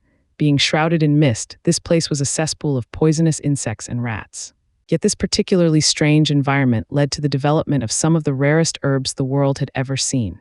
To gather such ingredients, men braved many dangers through the valley, where the mortality rate was incredibly high and the ghosts of the fallen exacerbated the gloom. People came to call it Hell Valley. 1,000 years ago, a powerful group stumbled upon this odd place and established a foothold. They even set up a 5th-grade array to safeguard from the gruesomeness of this valley. This group was the Yu House, one of the 7 noble houses of Tianyu Empire. With time, people came to call this valley as the strongest house that could oppose the imperial family, until now. In Hell Valley's meeting hall, Valley Lord Yu Wanshan was in a poor mood as he sat on his throne. Out of the 12 total seats, 9 seats were occupied by elders. Each time he glanced at the empty seats, his eyes turned savage. Yu Ming, Yu Wanshan bellowed, do you mean to say that 3 of Hell Valley's elders are dead because of a single kid? Kowtowing on the ground and shivering uncontrollably, Yu Ming replied, I wouldn't even think of lying to Valley Lord. Elder Jai and Elder Yun, as well as my master, 7th elder, were indeed killed by Luo clan steward Zhuo Fan. Useless wench, Yu Wanshan slapped the table. You knew he killed 2 elders before, so why didn't you report this sooner? Spare me, Valley Lord. It was my master who forbade me. Master found it too weird and ordered me to keep it to myself. He told me that he will find the opportunity to deal with Zhuo Fan. But before he could, Zhuo Fan broke into our city and, at this point, Yu Ming's voice was choked with sobs. The rest of the elders snorted. All demonic cultivators are cruel and cold, so why is this punk getting so worked up? Throwing such a show would make them despise him instead. The elders were all clear this wasn't his fault, yet refrained from pardoning him. If they'd trade places, they would do the same. If not, they'd be accused of rash thinking, and that would be used as an excuse by some others to remove them. Who would believe that a fresh bone-tempering kid could kill a profound, heaven-seasoned expert, if not for it happening before countless eyes? Valley Lord, Yu Ming might have erred, but he had no control over what happened. Our first priority is to deal with the aftermath. This was spoken by the 1st elder on the right as he stood up. Tianyu Empire's mighty clans have set their sights on us. If we let that kid go unpunished, what will the people think? We will become the laughingstock of the empire and our vassal clans will abandon us. Yu Wanshan frowned, his eyes filled with cruelty. Grand Elder is right. We cannot let that punk get away with this. Wasn't he some steward of Luo clan? We'll make the Luo clan answer for his transgression. Valley Lord, you mustn't. A deep and worried voice traveled from an old man with raven hair, seated on the opposite side of Grand Elder. Yu Wanshan snorted, Second Elder, what are you trying to say? Do you think it's all right for someone to kill our people, shame us, and then walk away? What will others think of Hell Valley? Valley Lord, I am not stopping you from settling this debt. Only, Second Elder muttered something before resuming. Valley Lord should remember the ban the Emperor enacted a year ago on the 7 houses, which was against stepping foot in Windgaze City. If we breach it openly, it will give the imperial family the excuse to strike. Second Elder makes a fair point. This is not the time to move in the open. And there are also reports that the imperial family and Veiled Dragon Pavilion's experts are patrolling nearby Windgaze City. We will fall into their trap if we go, Grand Elder urged. Eyeing the 2 most respected elders, Yu Wanshan hesitated for a while before spatting through gritted teeth. We can't do this, we can't do that. What else can we actually do? Even the elders turned silent. Yu Wanshan sighed, this wouldn't have been such a headache if the 7th elder was here. Blasted punk, he managed to rob me of my wisest advisor. When I get my hands on you, I will skin you alive. Seeing them all pensive, the kneeling Yu Ming darted his eyes left and right before making a tentative remark. Valley Lord, may disciple be so bold as to convey a solution. Humph, the elders' meeting is not something you can join. Get the hell out, Yu Wanshan barked without even looking at Yu Ming. But Grand Elder's gesture detained him. Valley Lord, the kid can be considered as 7th Elder's successor. Why not give him a chance? Yu Wanshan conceded when he heard the Grand Elder's reason. Yu Ming's heart burst with joy as he rushed to explain, Valley Lord, this disciple's humble opinion is to ignore the Luo clan. From my observation, Luo clan is relying on Zhuo Fan. With him around, even if we remove the Luo clan, it will only make it worse for us. But if Zhuo Fan is out of the picture, then the Luo clan will fall from grace. They will have no hope of replacing us, Hell Valley. Yu Wanshan's eyes flickered, go on. Yes, his mouth twisted in a smile, Yu Ming said, we cannot approach Windgaze City, but Zhuo Fan is nowhere near it either. We just need to focus all our efforts in dealing with him. And how will we find him? Yu Wanshan questioned. Issue the Hell Kill order and have the Empire corner him. Yu Ming revealed his savage side. We will then know where he is going, and before he returns to Windgaze City, we can just ambush him. Yu Wanshan cackled, good, that's what we'll do. Men, he then shouted orders. In my name as Hell Valley's leader, I declare the Hell Kill order on Zhuo Fan. Anyone who provides clues to his location can become a vassal to Hell Valley. Anyone who brings me his head will become Hell Valley's #1 vassal, ruling above all others. Yu Wanshan's sinister laughter echoed, to which Yu Ming followed up with a vile smile. Zhuo Fan, you abomination, I won't dare face you, but now you have the whole empire after your head, he. Grand Elder smiled, as I thought, this kid is still thinking about revenge. But the Elder didn't care since Zhuo Fan was the enemy of Hell Valley. Grand Elder stated, Valley Lord, even if we declare Hell Kill order on Zhuo Fan, since he killed 7th Elder, the weak clans won't be his match. I think we will have to act if we want to end him after all. Then all elders move out, kill that bastard. Wait, Grand Elder gestured. He killed 7th Elder. Elders below 7th won't be of any help. From Minger's retelling of him, he must be a body-refining demonic cultivator. The only ones who can stand up to him are the first 5 elders. Furthermore, he turned to a red-haired elder, 5th Elder, you refined your body with the scorching demon flame.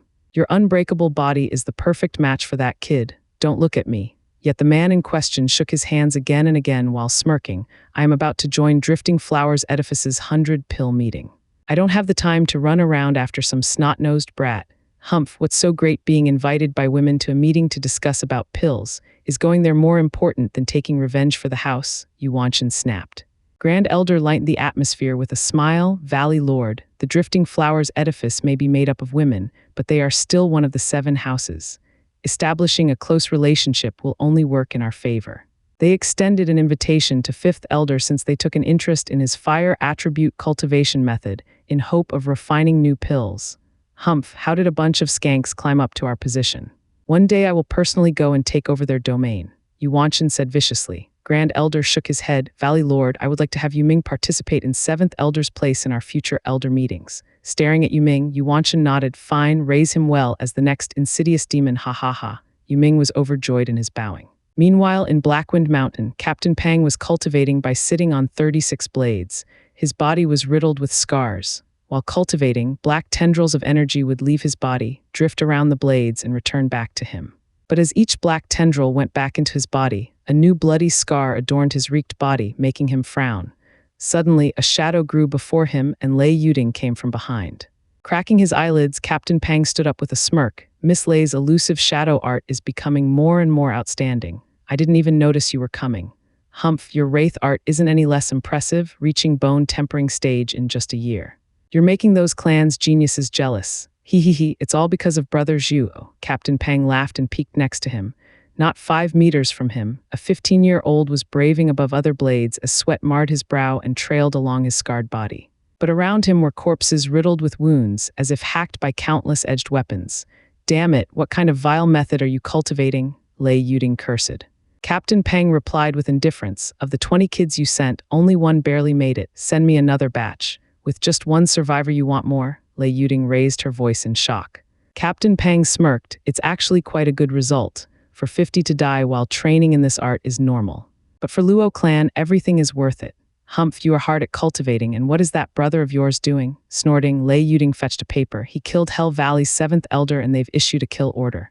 What? Captain Pang burst into laughter. Brother Zhu truly does incredible things, shaking the world everywhere he goes. Then he patted Lei Yuding's shoulder. Miss Lei, don't be too worried.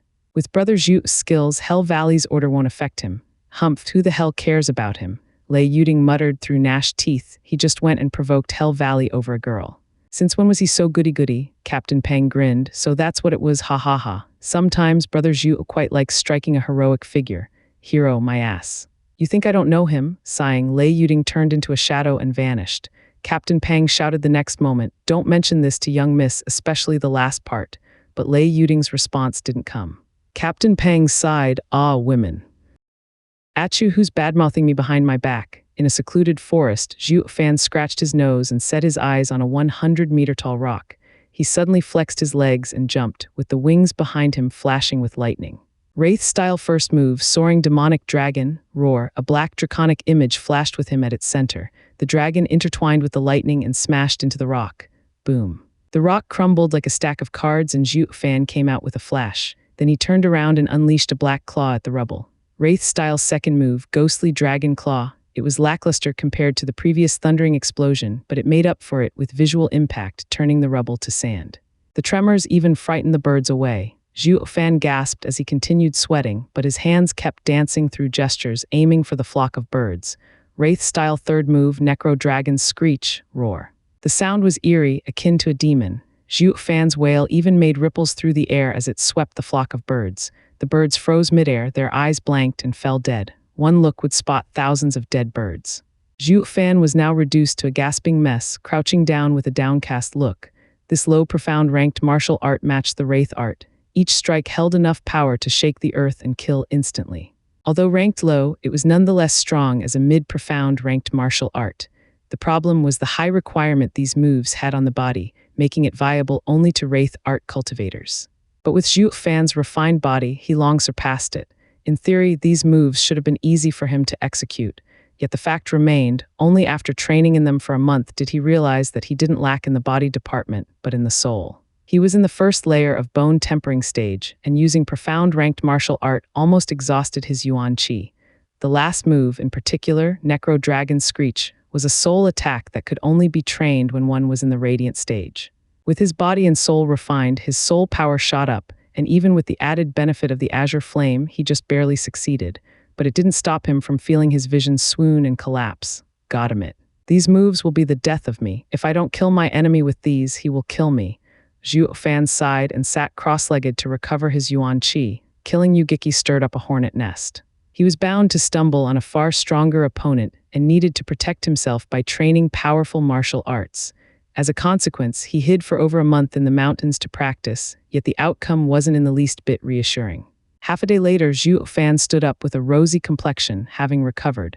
His hand flashed and was now holding a large egg. He looked at the singed marks on the egg with worry. The Thunder Skylark egg was still alive thanks to its mother's spiritual energy, but this only put a delay on things. If he wanted to hatch it, he'd first have to restore its vitality. Just where am I supposed to look for the needed spiritual herbs in this vast world? The egg wasn't fully developed yet, and common herbs wouldn't do any good. He'd need those rare treasures capable of snatching a man's life from the jaws of imminent death. Zhuo Fan couldn't help but frown at this thought. Song Yu, hand over the body-tempering pill if you know what's good for you. A sudden shout interrupted Zhuo Fan's musings. His face darkened and walked over. "Who's the bastard that dares disturb my peace?" Pushing a branch aside, Zhuo Fan saw a man and a woman driving a carriage. The man was around 20 with fine features and at first layer of bone-tempering stage cultivation, while the woman was of similar age, charming complexion, and in the second layer. They were surrounded by 6 men, of who 5 were in the 8th-9th layer of bone-tempering stage, and the last one, an old man, was in the 6th. The pair was now staring daggers at the old man. "Humph, the body-tempering pill was made by us, the Song clan, through a secret formula to join in the 100-pill meeting. You think I'm just going to give it away?" The man snorted, and a first-grade spiritual weapon appeared in his hand. Zhuo Fan smiled in derision. The body-tempering pill was a 4th-grade pill, useful in tempering one's bones, and also useful in aiding a 9th-layer qi condensation cultivator in breaking through to the bone-tempering stage. The only downside was that it could only be used once. For the genius Zhuo Fan, who was worry-free about breaking through to bone-tempering stage, this pill was garbage, and this crappy pill was made from a secret formula. What a bunch of weaklings. But the bloodshot-eyed old man thought otherwise. "Ha ha ha, Song Yu, Song Kaiyan, aren't the two of you in the bone-tempering stage at such a young age thanks to it? Your third-rate clan, which seized the secret formula for a 4th-grade pill, is being too greedy. It's best if you just hand it over." "Humph, we would rather die." Song Kaiyan and Song Yu charged at the old man, who did the same. Bam! From just a single palm attack, both of them drew wide arcs in the air trailed by their blood. Despite being in the same stage, the difference of 5-6 layers wasn't something they could overcome. "He, Miss Song Kaiyan, is this necessary? Be good and hand the pill and its formula. Are you going to force this old man into patting down the both of you?" The old man eyed Song Kaiyan's enticing curves and let out lascivious laughter. Song Kaiyan glared with hatred but then sighed and looked at her brother. "Are you scared?" "I am not," Song Yu steeled himself. "Then let us die together. At least the clan's formula won't land in that old bastard's hands." Song Kaiyan made a downcast smile and raised Song Yu's spiritual weapon to their necks. This scene stirred Zhuo Fan's heart, his mind drifting to the siblings in the Wind-Gaze city. They would have had the same ending if I wasn't compelled by the heart demon at that time. Sighing, Zhuo Fan shot a leaf at the pair. Whoosh. Just when it was about to slit their throats, the weapon fell off her hands. "Who's there?" Both the siblings and the old man shouted anxiously.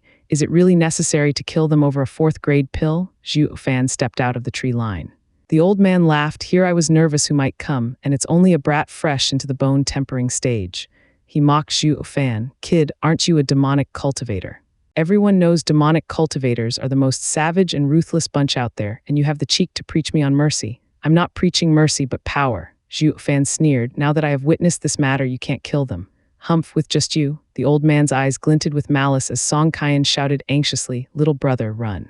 Save yourself and forget about us. Run, too late." While Song Kaiyan was urging him, the old man charged at Zhuo Fan with a snicker. "Kid, you only got yourself to blame for poking your nose where it does not belong." The siblings could only close their eyes to be spared of the horror. Yet with a crisp sound, Zhuo Fan stood unfazed while the old man fell in a pool of blood, headless. The laughing old man was dead in an instant, and despite the others having smiles on their faces, their eyes were filled with terror. They clearly saw how Zhuo Fan made a casual attack and popped the old man's head. "Monster!" A scream echoed and the others ran for their lives. Zhuo Fan didn't care about them and turned to leave. "Wait," Song Kaiyan called. Her eyes were in shock of Zhuo Fan's immense strength despite similar cultivation levels. It was as different as heaven and earth. "What is it?" Zhuo Fan asked as he turned slowly. He noticed the elegant beauty, yet he didn't bat an eyelid. Song Kaiyan was the one to be affected by his gaze instead, blushing and lowering her head. "I have yet to know little brother's name. One day the Song clan will repay you for saving our lives." "No need." Saying so, Zhuo Fan started leaving. Startled, Song Kaiyan felt somewhat discouraged in her heart. All males in 100 miles of Song clan would be speechless in her presence, yet Zhuo Fan gave her the cold shoulder. This led to the rising discontent inside her. She skipped before Zhuo Fan and stopped him by raising her hand. But he just frowned. "Is there anything else? This fool." Song Kaiyan was cursing inside but showed an enticing smile on the outside. "Little brother, where are you planning on going?" "None of your business." Zhuo Fan bypassed her with a snort. Song Kaiyan's mouth was twitching as she shouted, "We are on our way to 100-pill meeting. Why not join us?" Zhuo Fan paused, then turned. "Drifting Flowers City, the home of Drifting Flowers Edifice, one of the 7 noble houses." "Exactly," nodded Song Yu as he rushed over. "Drifting Flowers Edifice holds the 100-pill meeting once a decade. It is a gathering where famous alchemists from clans around the empire compete over their refining method. If luck would have it, the Drifting Flowers edifice would take notice of you and take you in as a vassal clan. Zhuo Fan scratched his nose. 100 pill meeting is bound to have plenty of rare ingredients, and the chance is high for me to find the treasures to restore the egg. He made a lopsided grin. Your words caught my interest. I would very much like to see the 100 pill meeting. Great, let's go together. Song Kaiyan jumped in joy. Zhuo Fan smiled, assuming another identity while entering one of the 7 houses isn't a bad idea. The Song siblings were glad he agreed. With Zhuo Fan's strength, nothing would stop them from reaching Drifting Flowers City. Oh, what do I call little brother? A Luo Fan. Zhuo Fan scratched his nose. He could no longer risk giving his real name, not since Blue Expanse City. He figured the entire Tianyu Empire was privy to his name by now. Then again, he was Luo clan's steward, and using their name was perfectly normal. Song Kai and Song Yu, the two introduced. Zhuo Fan then followed the sister and entered the carriage, which had various ingredients strewn about, while the younger brother drove it. But Zhuo Fan didn't even spare these plain items a glance. Song Kaiyan kept making eyes with Zhuo Fan, but seeing her efforts hit a wall, she turned awkwardly to look out the window. But then she burst into a giggle with a red face. Seeing this, Zhuo Fan rolled his eyes. She either lost it or is smitten. I wouldn't have gone with them if I knew. Throughout the trip, Song Kaiyan treated him like a rare breed, eyeing him at every chance.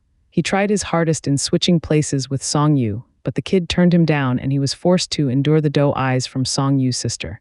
After a long half a month, the carriage slowly approached a city's gates. Song Yu laughed. Brother Luo's sister, we're here. About freaking time. Zhuo Fan stepped out in a rush from the red-hot gaze of the other passenger, but then he cursed when he noticed the gate. How in the hell is this Drifting Flowers City? Why did you even stop here? The plaque above the gate read, Orchid City. This wasn't under any of the 7 houses' jurisdiction, but the imperial family.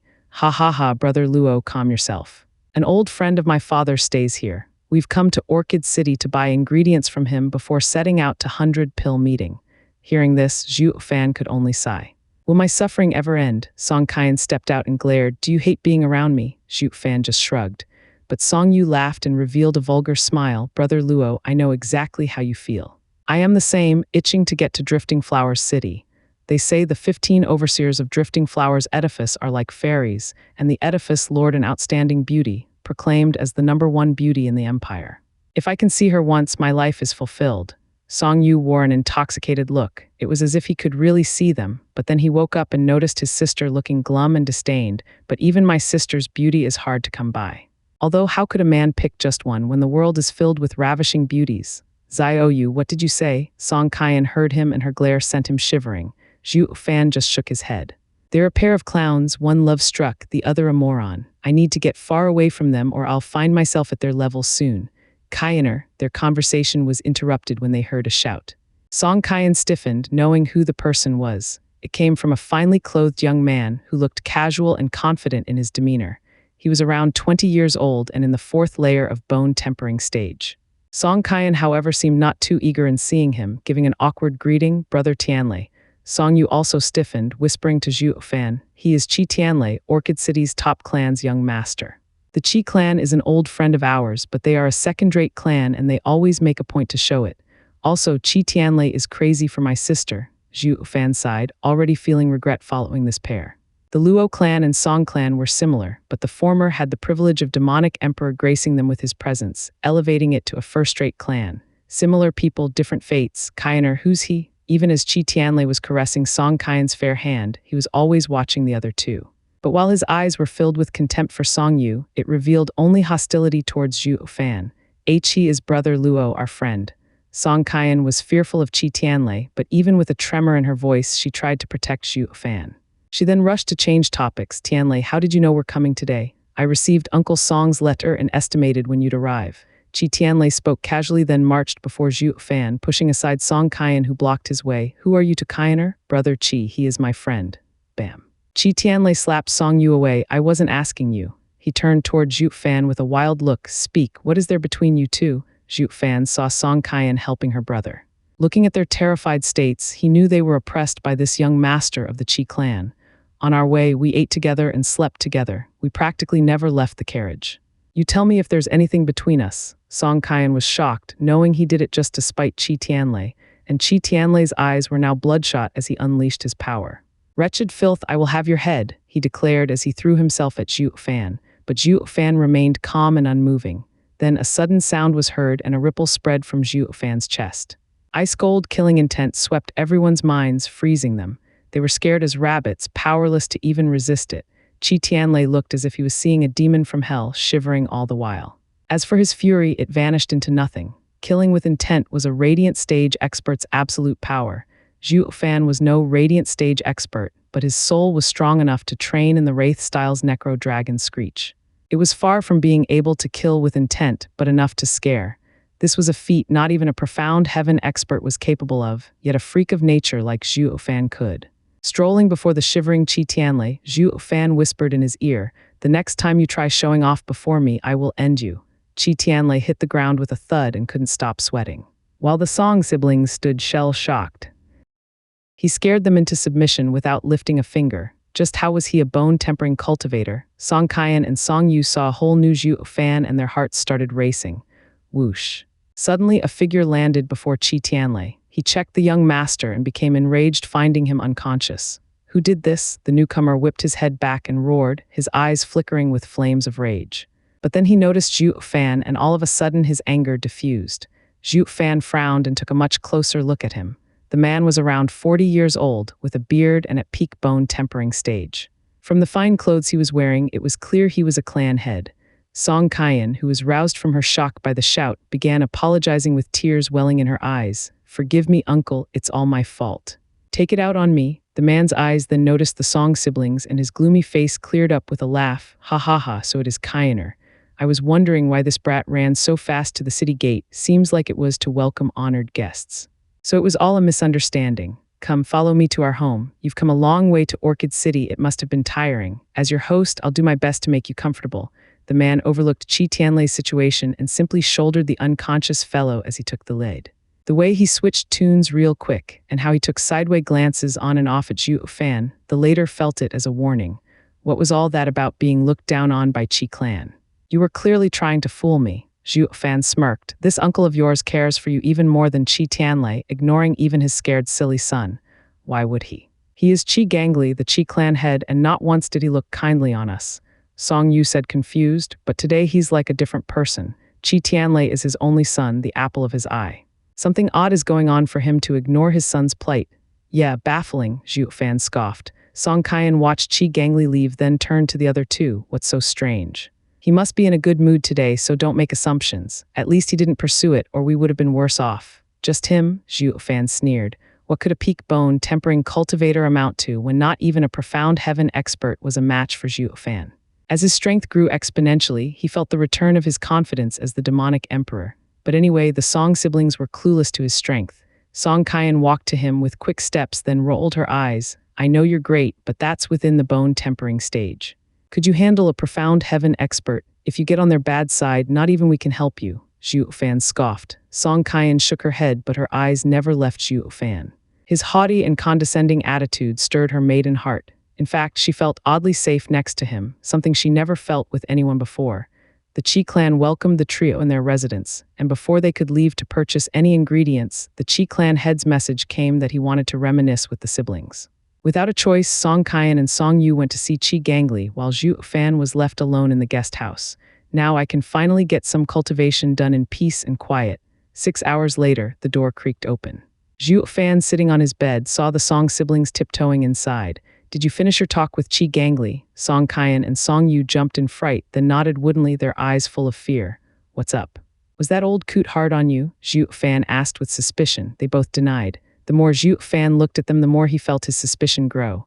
Song Qian laughed dryly. "Zhu, brother Luo, Qi clan head is holding a feast in our welcome.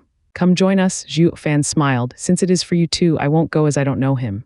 "You can't," Song Yu exclaimed, but tried to save the situation and dispel Zhuo Fan's doubts with a forced laughter. "Brother Luo, this is the Qi clan's residence. The clan head even threw a welcoming feast for us. It would be crass of us if we are not present." Zhuo Fan raised an eyebrow. "Do I have to?" "Yes," they both nodded. Zhuo Fan stood up with a sneer and said, "Lead the way. We must join the festivities if he went so far as to invite us, even if it ends up a murder fest." His words had the two siblings shivering and looking guilty. Arriving at the hall, they saw Qi Gangli seated on the main seat with a smile, while 9 other bone-tempering elders flanked his sides at a round table. Looking closely, the table had 3 lone empty seats in the furthest corner of the hall, with walls on either side of them. Zhuo Fan secretly mocked them. It's ridiculously obvious that they want to attack me. The fact my seat is in the worst possible position proves it. Can't you be any more obvious? He let out a faint smile and didn't let it get to him. Even if they attack together, their end is still the same. Zhuo Fan and the siblings arrived at their seats with a fake smile. Kainer Xiaoyu, I am most pleased with your visit to our city. Uncle shall toast to you for your success in the Drifting Flowers City and joining the Drifting Flowers edifice. Qi Gangli laughed as he drank.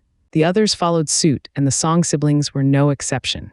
Yet Zhuo Fan only brought the cup to his nose and then sported a wide and ineffable grin before placing it on the table. Qi Gangli frowned a bit as the atmosphere grew tense. Ha ha ha, little brother is called Zhuo Fan, right? Kainer told me about you, how you looked after them on your journey. I shall toast in gratitude. Qi Gangli drank another cup, yet Zhuo Fan was as still as a rock. This time, the people around the table eyed Zhuo Fan viciously. Qi Gangli gave them looks to calm down and said, Brother Luo, I am the Qi clan head and am offering you a toast. Aren't you going to reply in kind? As wine takes a heavy toll on one's body, I have learned to abstain from drinking. Zhuo Fan grinned, and I'd recommend Qi clan head do the same. Who knows what mistakes one can make in their drunk haze? You might earn the ire of someone you should not and end up destroying yourself and your clan. His knuckles white on the cup, Qi Gangli felt the sweat trickling down his brow. The others were also growing anxious. Taking a moment to calm his nerves, Qi Gangli continued with a fake smile. Little brother is wise beyond his age. I understand now how you could become a bone-tempering cultivator at such a young age. But a youth should be more impulsive and learn to live in the moment, enjoy the simple pleasures of life. Qi Gangli laughed, hinting at the cup before Zhuo Fan. The latter shook his head. Life is enjoyable as long as you have it. I am young and don't plan on leaving this wonderful world just yet. Losing his patience, Qi Gangli rose from his seat and shouted, What do you mean by this? Ha ha ha, cut the act. You know who I am, else you wouldn't have set up such an obvious trap. Zhuo Fan lifted his glass and tipped it. The wine touched the table and sizzled in white smoke before eating through it. 100 Bane pill, refined from a 4th-grade spiritual beast, the scarlet poison python's venom. With a mocking grin, he stared at Qi Gangli. Most of all, these bone-tempering experts must be your elders. Even for a junior's welcoming feast, this is too much of an honor. Sigh clan head, it was really hard to fake overlooking it, you know? Ha ha ha, can you be any more obvious? Zhuo Fan's mockery had Qi Gangli flushed with anger and gasping in an attempt to calm himself down. Damn it, since it fell through, then I'll cut to the chase. Qi Gangli roared and his power froze the Song siblings in their seats. Zhuo Fan, you messed with Hell Valley and they issued the Hell Kill order on you, making you the #1 target of the Empire. Rather than let others have you, I'll take your head and claim the Hell Kill order's reward for myself. Elders, attack.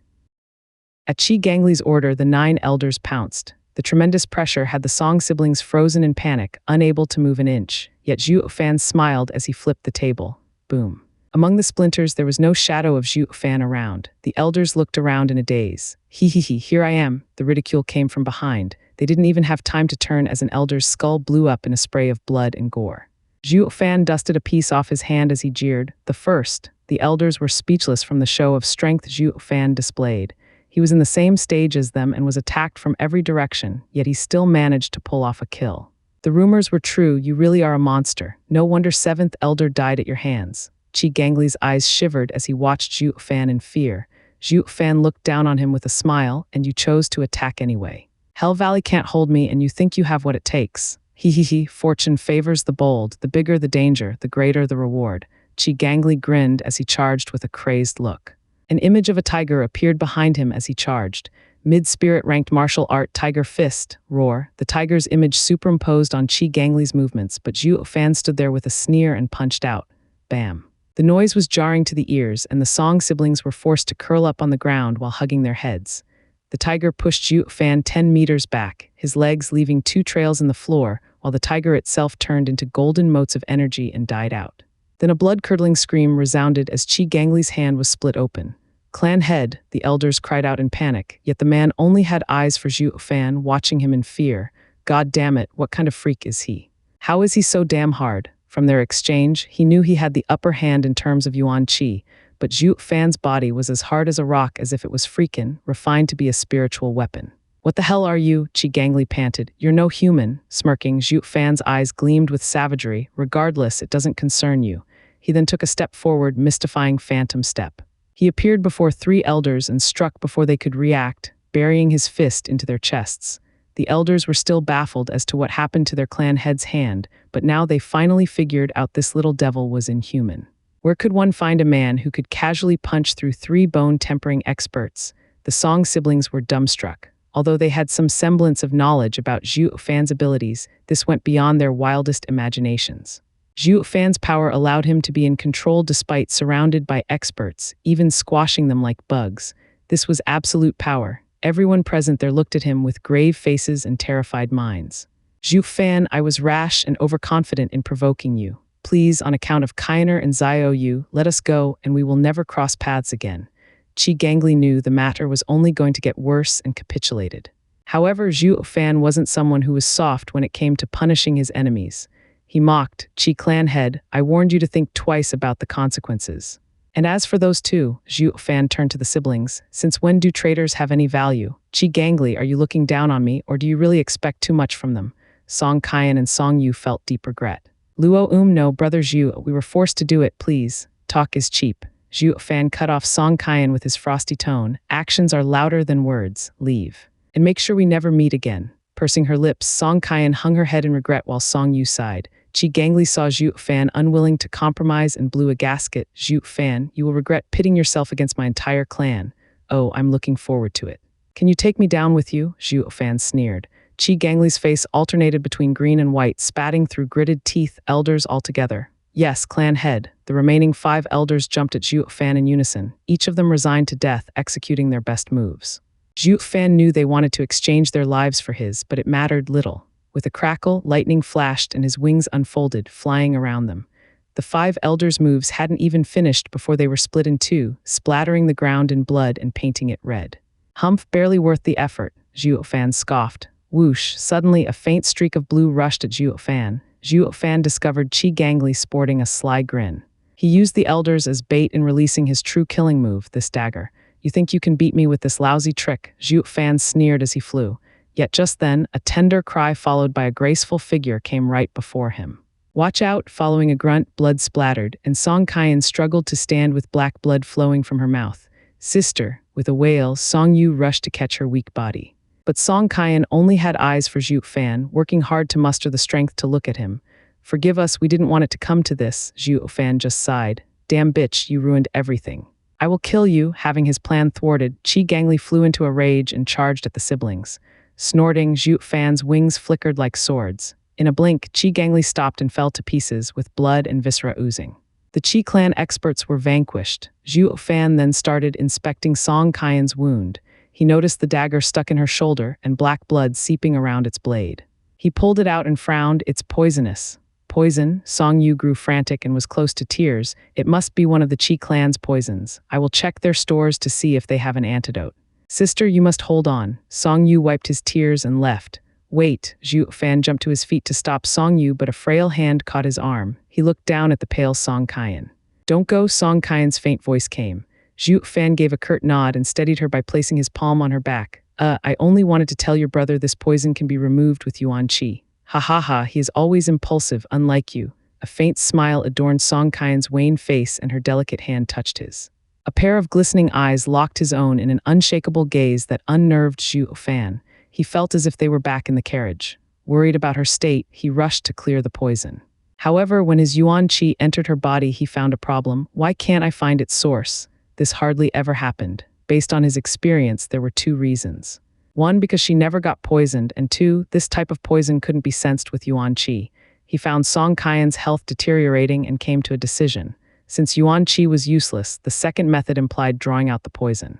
But the wound's close position to her chest made it hard not to encroach upon her dignity. This will make it terribly awkward. What is it? Song Qian found Zhuo Fan making an odd expression and asked. After muttering to himself, Zhuo Fan spoke. That is, the only choice is to suck the poison out. Song Qian understood from his hesitation, and her pale face was tinted pink. Then sorry to trouble you, Song Qian's soft voice rang hard in his ears. The delicate and charming look would stir anyone's sympathy. Licking his dry lips, Zhuo Fan ripped her clothes around the wound and exposed her fair skin. Song Qian shuddered as she closed her eyes with a red face. She knew what was about to happen, but when her clothes tore, she still gasped. Then, 1,000 pardons, Miss Song. Zhuo Fan forced a smile in this awkward situation and neared his mouth to the wound, beginning to draw the poison out. But the longer he sucked, the more doubts sprouted. Why is the blood spicy? Why is Song Kaian's blood normal, as if she wasn't poisoned to begin with? However, he pushed aside all conflicting thoughts and kept sucking to make sure she was out of harm's way, that is, until her blood turned scarlet again. I've taken most of the poison out, so there should be no problems. Zhuo Fan let out a breath he was holding, but his eyes were clouded with more doubts. Then a smoking hot body hugged him, and two tender arms curled around his neck. Zhuo Fan was startled. Miss Song, what? Song Kaian's hot breath entered his ear. Zhuo Fan, do you know? I liked you the moment I saw you. Zhuo Fan's eyes darted left and right, his tone wavering. Miss Song, your brother will be here soon. Never mind him. Song Kaian's tongue left a trail on his cheek, making him feel as if a bolt of lightning had struck him. I only want you next to me. She didn't give him the chance to put up any resistance as she drew his head into a hot kiss. As his eyes grew lost, his heart was thoroughly shocked and his mind blanked. He reached the demonic emperor level because he always had cultivation in his mind, taking into account every step, every detail. So much so he had overlooked the matters between a man and a woman. When Luo Yuncheng and Lei Yuding stole a peck, it floored him, but this time, his mind was literally blown. Damn it, I was born twice and a virgin each time, but never did I come upon such a battle. Then Zhuo Fan's eyes flared with irritation and pushed Song Kaian away. What did you just give me? In his daze, he could still feel something entering his mouth and dissolving. Song Kaian cried as she hit the ground, then a burst of laughter echoed around him. Ha ha ha, something marvelous, I'm sure. A black figure appeared and threw a large transparent bell over Zhuo Fan. Zhuo Fan exclaimed, fourth grade defensive spiritual weapon. Ha ha ha, indeed, this is the Qi clan's treasure, Violet Canopy. The black figure landed in front of Zhuo Fan and revealed itself to be an aged man. His eyes were filled with glee and rancor. You're the Qi clan's profound heaven expert. Zhuo Fan tried to get up, but his head swooned, falling back to his knees. What's going on? Am I poisoned? Ha ha ha, that's a powerful toxin of the Qi clan, Soul Devourer. The old man mocked. It targets one's soul, and no one beneath Radiant Stage can last more than 2 hours. Even they will die 3 days later without our antidote. Zhuo Fan frowned. The old man saw through him and cackled. You must be wondering how you got poisoned. He, let me tell you. The dagger wasn't poisoned, it was only dabbed in something to change the blood's color. The true poison was on Kainer's shoulder, which you were more than happy to suck out. 2 more figures walked next to Song Kaian at this moment, Song Yu and Qi Tianlei. Song Kaian and Song Yu appeared to be eaten by guilt, avoiding Zhuo Fan's eyes, but Qi Tianlei stared right at him through the cover he was in, with deep-seethed hatred. You killed my dad. I will tie you to horses and have you ripped to pieces. Humph, I've seen my fair share of dishonorable old goats, but your Qi clan's elders take the cake. Zhuo Fan jeered. If I'm not mistaken, Qi Gangli was the bait from the start, expecting me to kill him. In other words, you've all given up on him from the get-go. Having been exposed, Qi Tianlei was left speechless, but no matter how true it was, none of them would dare speak of it. Else he would earn the world's unanimous hatred and reviled gazes when word got out that a rotten son like him threw his father to the wolves, all so he could snatch a bounty. Humph, who are you trying to deceive? Zhuo Fan sneered at the old man. You sure know how to play a big hand, using the clan head and 9 elders as small fries. The old man disregarded Zhuo Fan's jab with a laugh and, I gave up my son, but I still have a grandson. It's all worth it for your head. Once we become Hell Valley's #1 vassal clan, we can have as many elders as we want. We will be stronger than ever. This little loss is nothing compared to the future glory of the Qi clan. Ha ha ha, that's how the ambitious act shameless. Zhuo Fan praised, then derided them, but in the end that old mind of yours is too narrow. You're paying such a heavy price only to become Hell Valley's #1 lapdog. You're bound to fail. If it were me, I would become the ruler of the continent with what you paid. Is this kid nuts?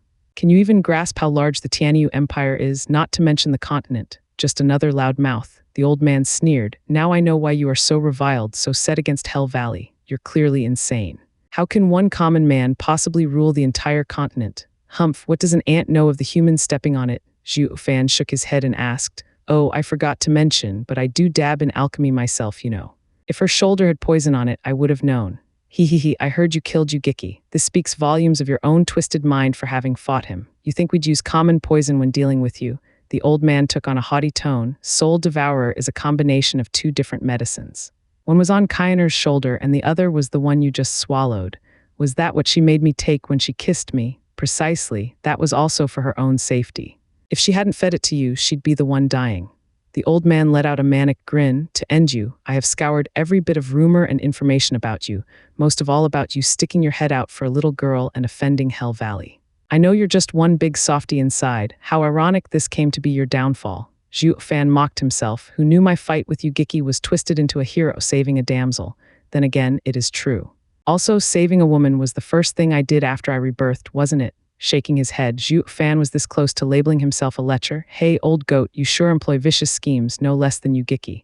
Why, thank you. The old man stuck his chin out in pride. Yugiki only had the luck of the draw in being born in one of the 7 houses. If I had such privilege, my achievements would have dwarfed his. Do you know what I'm called? Steel Fettering River, Chi Weilan, hee. Zhuo Fan had a grin himself. Steel Fettering River, neither good nor bad. The one in your clutches can't beg for life, nor can die. Precisely. Chi Weilan laughed, speaking as if to a close friend. You see, this is the first time you've heard of me, and you can already appreciate my title. No wonder you could beat Yugiki. I would hate to remove that pretty head of yours, but too bad it's worth so much. Think you have what it takes to reap my head? Zhuo Fan mocked as his glabella lit up. Whoosh. An azure flame revealed itself along with a black smoke drifting out from it. The soul devourer was reduced to nothing before the power of this flame. Zhuo Fan took his time getting back to his feet and surveyed the people with killing intent. I told Yugiki something when I killed him, and now I shall repeat it for you. In front of true power, all schemes and ploys are moot. Translator, Star Reader, Editor, P4553 are How could this be? Zhuo Fan's casual rise to his feet left everyone astonished, especially Chi Weilan. The Soul Devourer passed on through generations, a radiant stage expert killer, was dealt with just like that. What is that? Chi Weilan now noticed the azure flame on Zhuo Fan's forehead and exclaimed, did that thing remove the poison? The flame vanished the next second and Zhuo Fan had a wicked grin plastered on his face. Ha ha ha, the dead needn't worry too much. All of them were startled and took a step back. They saw the terror Zhuo Fan could unleash and his words only worked to unnerve them. But Chi Weilan gathered his courage when he noticed the violet canopy was still around Zhuo Fan. There's no need to worry, the brat is trapped under my spiritual weapon. There's no way, roar. He didn't get the chance to finish his flimsy reasoning as a dragon roar echoed and a black light ran through his chest. With a jerk, Chi Weilan was left bleeding from his mouth. What just happened? As Chi Weilan wiped the blood away, he felt his body growing colder. His life was seeping away, yet he couldn't understand why. He looked towards Chi Tianlei and the Song siblings only to find them staring at his chest. Chi Weilan looked down and discovered a fist-sized black hole spurting blood. He noticed an identical hole at his back too. It was as if something had burrowed through his chest. How did this happen? Chi Weilan couldn't comprehend what had happened even on the brink of his death. But when he looked at Zhuo Fan, his eyes narrowed. Zhuo Fan was gasping beneath the violet canopy after using close to half of his energy, but his hand was still in the form of a dragon claw. It just so happened that there was also a fist-sized hole in the canopy, aligned with his chest. Only now did the horror and dread of what transpired got to Chi Weilan, monster, to force your way through a 4th-grade spiritual weapon. With only your body strength, bam, his body hit the ground hard, his eyes were still shocked and incredulous of what came to pass. Zhuo Fan killed him in an instant despite being trapped. Not even a profound heaven expert could display such power if they were in Zhuo Fan's place. He is an abomination that will end my clan. Along with the fear Chi Weilan felt, there was now endless regret. Ah, Song Qian cried in terror while fleeing. Chi Tianlei and Song Yu's knees softened, shivering all the while they ran alongside her. Gasping, Zhuo Fan showed a vile smile of delight. Wraith-style second move, ghostly dragon claw. Among the profound ranked martial arts, Zhuo Fan could only employ one move fully, yet it still sapped half of his strength. But the power makes it all worth it. The Wraith style was suited to a body cultivator. The stronger the body, the more outrageous the blows. However, the end result exceeded Zhuo Fan's imagination. It was a perfect match for his 5th-grade demonic treasure body. At first, he only thought of giving it a shot in breaking the 4th-grade spiritual weapon. Yet the results showed that the spiritual weapon was like paper in front of the ghostly dragon claw. I was right in my course of action. Since my freaky body refining worked, a stronger martial art was only fitting. Zhuo Fan revealed a radiant smile. Then his wings whipped out with a flurry. Rumble, the broken violet canopy turned to pieces and Zhuo Fan eyed the trio in the distance with coldness. His wings flapped and he was on them in seconds. He then blocked their retreat and the trio stumbled to the ground with pale faces. Go ahead, run. Zhuo Fan's vile smile was a prelude to the horror that followed. Let's see who's faster, me or you. Why, young Master Zhuo, the Qi clan was blind not to see your greatness. You killed my grandfather and my dad, please let me go. Chi Tianlei was so scared by Zhuo Fan's twisted grin that he was pounding the ground with his forehead, all the while shedding bitter tears. Zhuo Fan gave a faint smile and hoisted him by his neck. Now that you said it, it's best I kill you too, to accompany them in death. Black tendrils left Zhuo Fan and burrowed into Chi Tianlei. In but seconds, Chi Tianlei was turned to dust, scattered to the four winds. The Song siblings were close to having a mental breakdown witnessing such a gruesome murder. Zhuo Fan smiled. Is there anything you want to say at this point? In the end, it was Song Qian who spoke through trembling lips. Brother Zhuo, we were compelled. The Song clan is a minor clan and can't offend even the Qi clan. Let my life douse your anger, but please leave the Song clan our last heir. Sister, Song Yu's tears flowed unabated as Song Qian looked at him with tenderness. Zhuo Fan shook his head with a mutter. You are just like them, with your clan in dire straits and compelled to lower yourself. He then turned around and looked at the wide sky with a sigh. I wonder what they are doing right now. Wonder if my actions brought them more hardships. Are you speaking of Luo clan? Song Qian ventured. Zhuo Fan smiled. Indeed, you are so much alike that it makes it hard for me to do this. The siblings broke out a faint smile, but then came Zhuo Fan's cold tone. Such a pity, there is one part you're different in. Whoosh. Zhuo Fan's wings whipped and the siblings' heads traveled through the air before plopping on the ground. What made it even eerier was the faint smile of forlorn hope. You two are far shrewder, Zhuo Fan jeered. You two knew from where I come from and enacted such a heartfelt play thinking I was a moron. This is where you diverge from their demeanor, ha ha ha. Zhuo Fan left, uncaring of the corpses or the consequences, not even of the wails coming from the Qi clan's home. A month later, 3 figures landed in the Qi clan's manor. They were dressed in gray and their leader was Hell Valley's second elder. He watched everything with a calculative eye and muttered, how come the Qi clan is so quiet? Humph, they have the nerve to say that they have clues about the runt and when we come, there's no one here at all. Another elder cursed. What is a mere second-rate clan trying to pull? Second elder huffed and then shouted, no, there's something wrong here. Third elder, fourth elder checked the surroundings. Moments after they left, a cry came from the back of Qi clan's manor. Second elder, third elder, come and take a look at this. Both of them appeared in a blink, but the sight left them speechless. What used to be a garden was now a cemetery housing 1,000 dead bodies in a towering pile. The rot assaulted their noses and painted an even gruesome picture with the swarm of flies around it. That punk is savage. He killed the whole Qi clan. Second elder spat. The other two were overwhelmed by the image of a kid ripping apart fleeing people and came to realize they were a far cry from his level when it came to viciousness. Such cold-blooded slaughter of an entire clan only came from offending the Tianyu Empire or the 7 houses. Second elder grew frantic. Elders, handle the corpses so that no one finds out about this. Why, fool, if anyone comes to know of the dread this runt can instill, who else will muster the nerve to search for him? Second elder cursed. Humph, Chi Weilan liked to flaunt himself as an equal for our 7th elder. He must have planned on taking the kid down all by himself and earning the reward. Look at what greed does to people. Overconfident fool, scoffing, second elder left as a towering flame rose behind him.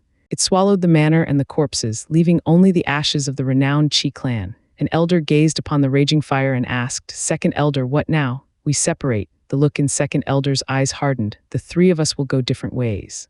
One of us is sure to be on the right track. What about the 4th direction? The elder frowned. If not for grand elder being in seclusion, the 4 of us would have been enough. Second elder shook his head. There's no need to concern ourselves with that direction. It leads to Drifting Flowers City. If the brat dares to step foot in it, he'll have to face the 5th elder. Then he flew away. The other 2 elders also picked a direction and left. What was left behind was a desolate and eerie place, void of people. So came to pass the number 1 clan in Orchid City, destroyed to the roots. The spring breeze rustles the shore's willow. I am riding in search of pills. One does not know the one he is facing, all because he can't gaze beyond his nose. This was the singing voice of a youth who was driving his cart slowly on a road. If the Qi clan's recently departed ghosts were here, they'd be shocked to the core. Wasn't this their carriage? Wasn't the youth Song Yu? Didn't he die? However, there was one thing out of place. This youth had a devious grin on his face, enough to scare the most wretched ghosts. His smile closely resembled that demon who annihilated their entire Qi clan. Who? The youth reined in the horses as he gazed to the distance, at the 3 words emblazoned on the gate, Drifting Flowers City. I'm here at last. I hope this place has life-saving herbs, or it would be a true waste of time coming here. The youth grinned as he snapped the reins, but a shout delayed him. Stop. Following the yell, 6 people appeared around him. The youth gave them a once-over and rose an eyebrow. Hell Valley. Oh, quite perceptive. You recognize us? The leader scrutinized the youth in amazement. From the way you look, you seem like some clan's young master. State your name, the youth asked in puzzlement. Shouldn't Drifting Flowers City be managed by Drifting Flowers Edifice? Why, cut the chat. A cursing voice cut him off. Hurry it up before I lose my patience.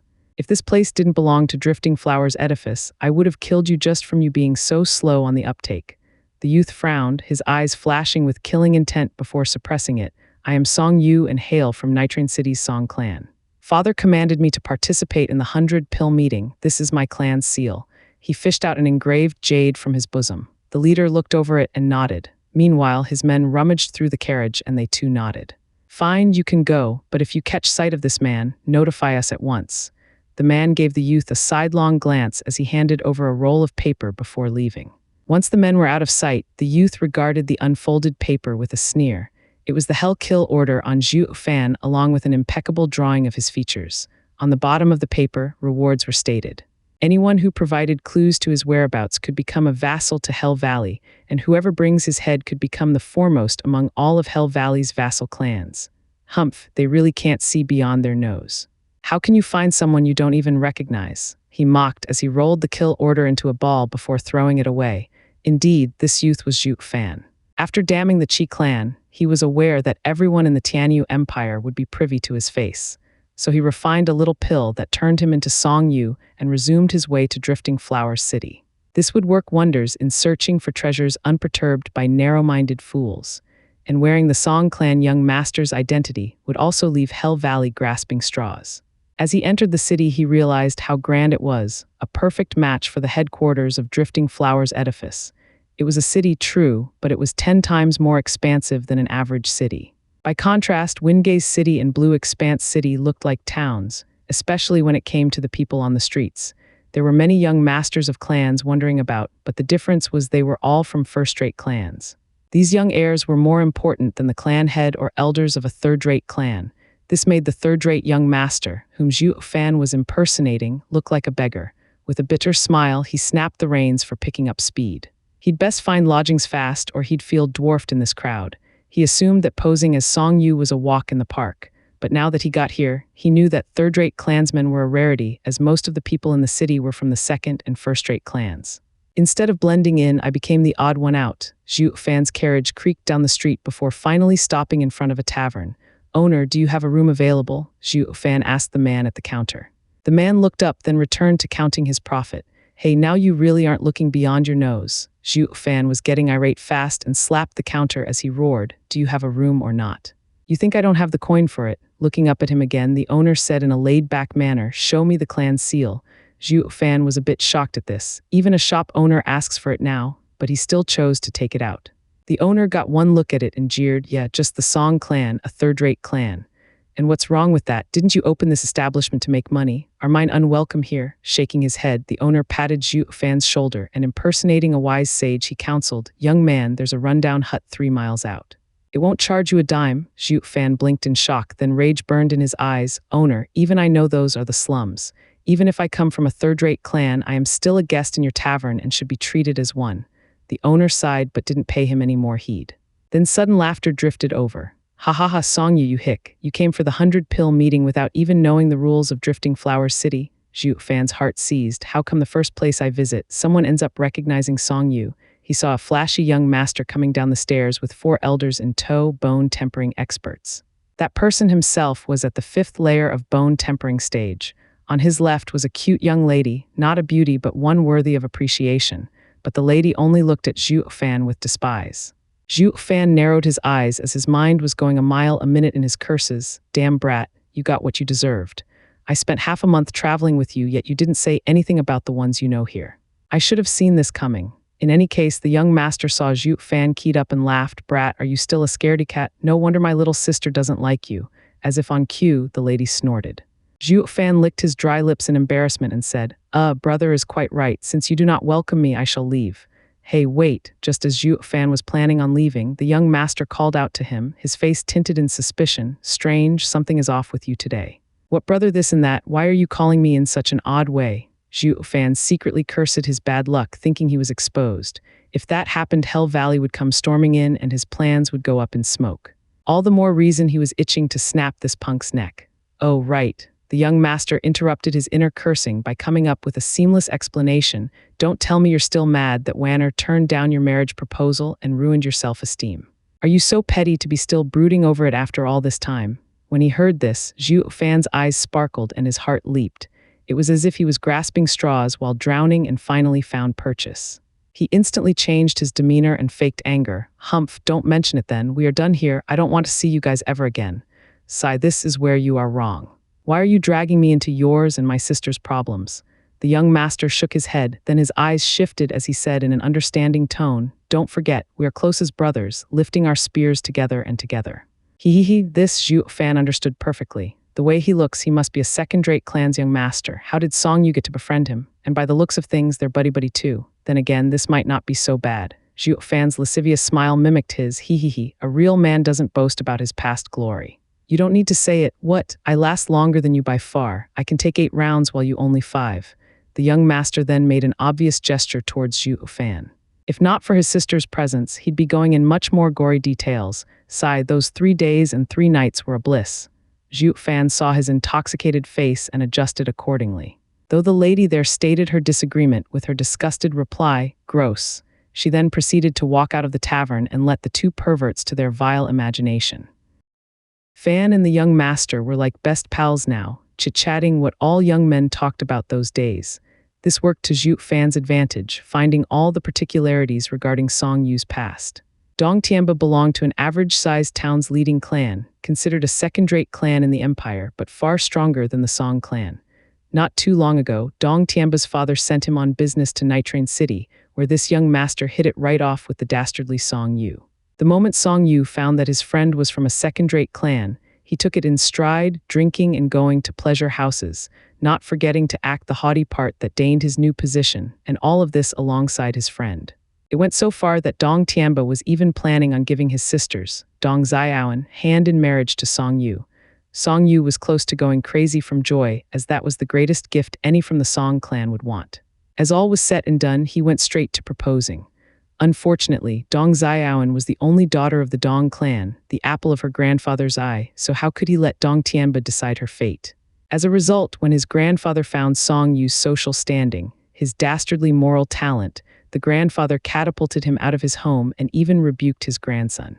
As for Dong Xiaoan, she never forgave her dear elder brother for bringing up such a proposal. I am your sister and you want to throw me to that pig? He is a greedy slacker. While the Dong clan saw Song Yu for what he was, a sorry excuse of a man, Dong Tianba found him as his dearest of friends, going out with every chance he got.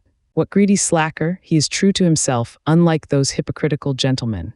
Dong Tianba recalled that encounter with a smile, feeling he let down his dear friend in Nitrain City. It was also thanks to him for having notified the Song clan of the 100 pill meeting that they sent Song Yu to the gathering. He hoped Song Yu would use this chance to climb the ranks and dismiss the Dong clan's despising glances. With a bit of luck, the Song clan would be under Drifting Flowers Edifice's care, and the Dong clan would have nothing to say if he asked for Dong Xiaoan's hand again. Zhuo Fan gave a bitter smile at the side. This is one odd elder brother. The rotten Song Yu just invited him to a drink a couple of times, and he is ready to throw his sister in the former's lap. If I were the Dong grandfather, I would have tanned his rear to paste. Furthermore, how come you push your sister on others you like while you yourself are unmarried? Zhuo Fan shook his head, worried over the happiness of the Dong clan and Dong Tianba's sister. Even the 4 elders behind them were red-faced with humiliation from having such a weirdo for a young master. They even looked around at times to make sure no one heard him. Zhuo Fan sighed, birds of a feather flocked together. Bro Song, Dong Tianba beckoned him with a strange smile. Where's your sister? Zhuo Fan replied, she left after bringing me here. I made sure to personally see her off. He had an ineffable smile when he said personally, but it went over Dong Tianba's head who was downcast, and I really wanted to gaze upon Miss Song one more time. I would have long sent the dowry if not for my old man refusing to have anything to do with your clan. Ha ha ha, the world houses countless beauties, bro Dong needn't hang on just one. Zhuo Fan smiled, my sister doesn't deserve you. Look around, there are countless girls in Drifting Flowers City to feast your eyes on. Sigh, bro Song, you wouldn't understand. You can't touch any of the girls here. Dong Tianba made sure no one was around before whispering, don't you know that the Drifting Flowers edifice is unique among the 7 houses for only having women? For 1,000 years, they had men marry into their house. This is a place where women reign. Does that mean you can't even chase girls? Dong Tianba had a deep look this time. Bro, how come I feel like I know you less and less? Don't you know chasing and harassing have different meanings? Zhuo Fan laughed in dismay. Yeah, you're absolutely right. Bro Dong is a genius. Ha ha ha, we both are. Didn't we used to swap pointers? How could you forget? Must be from the blow my sister's refusal gave you that you succumbed to your vices. Zhuo Fan nodded repeatedly. Dong Tianba was an oddball, but quite true to others. Talking with him all this time made Zhuo Fan feel at ease. By the way, brother Dong, what other rules are there, like this tavern? Almost forgot. Dong Tianba spoke in a heavy tone. Because of the massive influx of people throughout the 100-pill meeting, the Drifting Flowers edifice has laid some rules regarding lodging. The third-rate clans are to stay in the poor district, the second-rate clans in the taverns, and the first-rate clans are welcomed by the 15 floor keepers, the 7 noble houses. There are people from the 7 noble houses here, Zhuo Fan raised a question. Dong Tianba nodded. That is only natural. The 7 houses might be plotting and scheming among each other, but Drifting Flowers edifice is neutral. It is expected for 2-3 houses to be here, welcomed personally by the edifice lord. At the very least, Hell Valley is certain to be here. Zhuo Fan gasped. That explained the Hell Valley's disciples at the gate. They weren't purposely placed in every city for searching him in particular, but because they followed someone important from their house to participate in the 100-pill meeting. The one who must be representing Hell Valley had to be an elder or maybe their valley lord. Who came from Hell Valley? Zhuo Fan asked frantically. Wrinkling his brows, Dong Tianba shook his head. But then a man burst through the door huffing, Young master, the young miss is in trouble. Dong Tianba jumped to his feet and rushed with the 4 elders. Zhuo Fan was right behind them. They arrived at a market. There were many people standing at the sideline in silence. A fine and charming lady stood in front of a stall, holding a delicate piece of jewelry. Her phoenix eyes darted towards the crying woman on the ground. Dong Xiaoan's cheeks were swollen as tears streamed her stinging face. Anyone there would realize she was slapped, and not just once or twice. Dong Tianba hurried to help his sister as he roared, Xiaoan, what happened? Who did this? Brother, let's just go. Dong Xiaoan held in her sobs while taking a side glance at the stuck-up lady in red. Who said you can leave? The lady said with malice. Her sharp eyes stabbed like swords and made Dong Xiaoan shiver. I told you to slap yourself 100 times. Aren't you skipping some from 30? No matter who you think you are, I can make your whole clan burn if I want to. Crestfallen and shivering, Dong Xiaoan started slapping herself and her already swollen face began growing redder and bulgier along with the tears of humiliation. Dong Tianba grabbed her hands and snapped, Xiaoan, stop. Why are you doing this? Brother, it's all my fault. Dong Xiaoan cried, I wanted to buy that item, but Dong Tianba heard it clearly even if her voice trailed off. He turned his flaming eyes of rage to the lady in red. I get that you wanted to take the jewelry from my sister's hand, but why do you have to be so heavy-handed? Ha ha ha, I asked her politely, but she kept being rude to me and didn't know what's good for her. The lady mocked and threw the jewelry to the ground in spite. Now I lost all interest in it. So how can I not teach her manners for this? The lady's naked contempt made Dong Tianba spit words through gritted teeth. Bitch, I will make you regret this, or my name isn't Dong Tianba. He then went charging over. With how the lady was but in the 9th layer of chi condensation, his power was more than enough to deal with her. Unfortunately, a gale stopped him as a white figure flashed in front of him. Bam. The noise echoed around as Dong Tianba was sent flying into the air, and in his previous place landed a handsome youth in white, fanning himself. 7th layer of bone tempering stage. Such a disciple was considered the cream of the crop among the 7 houses. Zhuo Fan's eyelid trembled and his feet moved. Dong Tianba and his 4 elders were nowhere near enough to deal with the newcomer. If he was impassive, this pair of siblings would experience a world of hurt today, but if he did act, he would earn a world of trouble, affecting his plans. But this bitch was too ruthless, she was asking for a beating. Not even he, a demonic emperor, could take this lying down. When all was said and done, some things couldn't be held in. This was his demonic path. Translator, Star Reader, Editor, P4553R Dandan, what happened? The white youth turned a blind eye to Dong Tianba and focused on the red lady.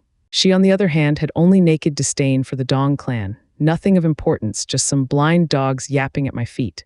Oh, they must be truly ignorant to offend Peony Edifice's Grand Miss Zio, ha ha ha, the youth mocked. His words caused widespread shock, especially to Dong Tianba. What? The Peony Edifice, belonging to the Drifting Flowers Edifice? Dong Tianba looked towards his terrified sister in a daze. That was why his sister was so set on bearing this humiliation. No one from the 7 noble houses could be offended, or one's entire clan would go extinct. Wanner, how? Dong Tianba sighed at his tear-stained sister, feeling how wronged she was. Zio Dandan couldn't care less for their plight and glared at Dong Tianba. Weren't you about to hit me? Well, what's stopping you? Dong Tianba's body shivered and started to regret his transgression. I was at fault for not noticing your grandeur and offending Miss in my rash action. Please pardon me, pardon, how are you guilty? Zio Danan sneered. You just said that I coveted your sister's item and then humiliated her. Sticking out for her is only normal, but do you have the strength to back it up? Gnashing his teeth, Dong Tianba cupped his hands. Miss Lesson is that I am powerless and still dared to strike. He then slapped himself 6 times and his face swelled. The people around shook their heads. Stumbling upon any from the 7 houses was bound to bring humiliation to your entire clan. Humph, such filth not in the least bit entertaining. Zio Dandan grinned. Why are men such cowards, lacking the basic metal to stand tall? Then she came up with a great idea that brought a smile to her lips. Brother Tianyu, why not have some fun with him? Dandan, what are you suggesting? The youth in white smiled. With a sweet smile, Zio Danan replied, this kid must be quite fond of his sister. You're quite able in martial arts and such an understanding character, so this should be convenient for you. If you can shred that girl's clothes under the protection of those 5 bone-tempering experts, she's yours to indulge in. The drifting flowers edifice will even turn a blind eye. What? Dong Xiaoan shivered and Dong Tianba's eyes were bloodshot. This was no longer picking on others, but disgracing. Even if they were from the 7 houses, this was something the common people wouldn't stand for. Yet the youth in white waved her proposal off. Dandan, you've gravely misunderstood me. I come from merry woods, but that doesn't imply that I'm lecherous. You're making it hard for me to accomplish your request, ha ha ha. Your expression doesn't seem to be saying so. Fine, I don't mind it at all. So what are you worried about? I'll be yours next July anyway. You'll still get to join the Drifting Flowers edifice regardless. The youth in white rose an eyebrow, then turned an appreciative eye over Dong Xiaoan. He, since Dandan requests it, I must comply. But keep in mind, this is only a game, so don't go settle the score later. Despicable. Zio Dandan rose the corner of her mouth. The youth in white walked towards Dong Xiaoan, who shivered at each of his steps. Ha ha ha, I am Lin Tianyu of Merry Woods, a future son-in-law of Drifting Flowers edifice. As you heard, I'm not lecherous and an insufferable bully. It is you who offended my future wife and have to be punished for your transgression. Young Master Lin, Dong Tianba said in pain. I am well aware of misgame, and I would like to know if, by some fluke, we can stop your advance. Lin Tianyu just let out a mocking laughter, and Zio Dandan replied instead, if you can. Then this matter will end here, and we shall never have anything to do with each other. Then please forgive this offense. Dong Tianba roared and his eyes were filled with fighting spirit, having heard what he wanted. Yet Lin Tianyu's contempt only grew. Good eyes, but whoosh, a figure flitted by and Lin Tianyu was already behind Dong Xiaoan. His hand even held the delicate clothes of the latter. Too bad you're so weak. Ah, Dong Xiaoan cried as she covered her shoulder in tears. She was wearing 5 articles of clothing and one was gone just like that, revealing the white and delicate skin beneath. Dong Tianba turned in shock. Lin Tianyu's speed was incredible, but Zhuo Fan only smirked. This kid is in the 7th layer of bone tempering stage, but his power is only in the 6th layer. His focus must be on speed. This was a typical case of putting the cart before the horse. No matter how fast you were, if you couldn't harm your opponent, it was useless, and he was already weaker than others by 1 layer. The more he'd advance, the more the gap would widen. To Zhuo Fan, such a cultivator was no different from a cripple. No wonder the Merry Woods sent him to marry into Drifting Flowers edifice. However, this was privy to an expert's eyes alone. Dong Tianba was nowhere near that level, as he was even standing around scared from the display of speed. Elders, surround my sister, Dong Tianba shouted at the 4 elderly. They immediately formed a circle with Dong Xiaoan in their center, their eyes fixed on Lin Tianyu. With a vicious smile, Lin Tianyu said, it's no use, the 5 of you won't even see my shadow. A series of booms were heard and Dong Xiaoan cried out once again. Her second article was removed, even under heavy guard. Dong Tianba couldn't accept this outcome. They were both in bone-tempering stage, yet there was such a gap between them. Ah, what a soothing perfume. Lin Tianyu sniffed hard at the clothing in his hand and was intoxicated by the fragrance. If the second clothing is so refreshing, I'm eager to know how Miss Underwear is like. Dong Xiaoan let out a shiver and cried in fear, brother, I will definitely protect you. Dong Tianba mustered his courage with a roar and set his eyes on Lin Tianyu's every move. Although he wished to marry her off to the useless Song Yu, it was because he knew the later wasn't evil. However, anyone who dared to harm his sister would earn his wrath. Are you done? Hurry it up. Seeing Lin Tianyu showing his true colors, Zio Dandan spat with revulsion. Lin Tianyu nodded while tucking the clothing in his chest and vanished. The next moment, his hand was holding another piece of clothing. And with it, Dong Xiaoan was shamed even further. Plop, Dong Tianba fell to his knees, powerless and helpless. He is so fast that I can't even see him. Wanner, forgive me, your brother is unable to protect you, Dong Tianba sobbed. Dong Xiaoan watched him in sorrow and closed her eyes, resigned to her fate. The 4 elders were also aggrieved. In this game of cat and mouse, they were left without any dignity. It would have been better to die than suffer like this. Then sudden footsteps were heard and a figure overshadowed Dong Tianba. He looked up, only to find Zhuo Fan looking at him. Bro Dong, how about you leave the last try to me? Who are you? Zhuo Dandan cut Dong Tianba off before he could speak. Scratching his nose, Zhuo Fan pointed at Dong Xiao and ha ha ha, I'm her husband. What? Seeing the widespread shock, Zhuo Fan rushed to explain. No, she is my wife. What's the difference? The crowd exclaimed. Scratching his head, Zhuo Fan mused a bit and explained, well, I did go to her clan to propose but was refused. Does that make me an ex-husband? What ex? You were clearly kicked out. Everyone looked at him in contempt. Zhuo Danan even mocked, fine then, another bone-tempering moron won't change a thing. Plus, seeing your dearly beloved ravaged before your eyes is even more appealing. Ha ha ha, I don't mind as long as Dandan doesn't. One more would hardly matter, Lin Tianyu boasted. Standing back up, Dong Tianba looked at Zhuo Fan gravely. Bro, you don't need to involve yourself in this. Ha ha ha, bro Dong, we aren't strangers, but close pals. Of course I'll help you. This earned a nod of approval from the people. I knew you are a good man who knows loyalty. Dong Tianba was moved to tears. Zhuo Fan then gazed at Dong Xiao with a smile of reassurance. Don't worry, he won't touch you ever again. She thought Zhuo Fan was using this chance to take advantage of her, but his clear eyes evoked unknown feelings in her heart. Zhuo Fan now turned to Lin Tianyu and stuck out his hand. Come. Lin Tianyu's smile of mockery froze on his face and was soon replaced by rage. He felt Zhuo Fan was looking down on him. Translator, Star Reader, Editor, P4553R. Damn punk, what a load of gall you have. Once I'm through with her, I'll deal with you. Lin Tianyu stared down Zhuo Fan with killing intent. As a man from the 7 noble houses, everywhere he went all he saw was respect and envy. So a person like Zhuo Fan who had only contempt had to be put down. This was an unwritten law of the Tianyu Empire. Dong Tianba sensed his killing intent and sighed at Zhuo Fan's fate. Ha ha ha, bro Dong shouldn't waste time with a clown. Aware of the change in the atmosphere, Zhuo Fan still sported a casual smile. It was spoken low enough to seem nonchalant, but loud enough to let everyone in on his words. Everyone knew who he was hinting at, but none saw it coming from a first layer of bone-tempering cultivator. Only a fool would mock the 7 noble houses. The people started to pity Zhuo Fan's imminent and gruesome death. Ha ha ha, brother Tianyu, a fool just ridiculed you. Zhuo Dandan felt the atmosphere was lacking, so she added oil to the fire. Lin Tianyu was now filled with hatred for Zhuo Fan. Humph, a retard's words won't affect me. I'll just swipe him away once I'm done with the girl. He then stepped forward. A fierce wind blew and vanished, but his laughter never stopped banging on the other's ears. Ha ha ha, only the last article remains and then I will get to truly appreciate this lady. Dong Xiao was curled up in fear, her hands tightened on her last shred of dignity. Dong Tianba and the 4 elders made a tight circle around her. However, Zhuo Fan stood there impassive, as if it had nothing to do with him. Suddenly, Lin Tianyu appeared before Dong Xiao and reached for her last article with a grin. He, I won, think again. A snort reached his ears. He didn't even get the chance to react when a fist smashed into his pretty face. He went tumbling through the air and smacked the pavement before he could get his bearing.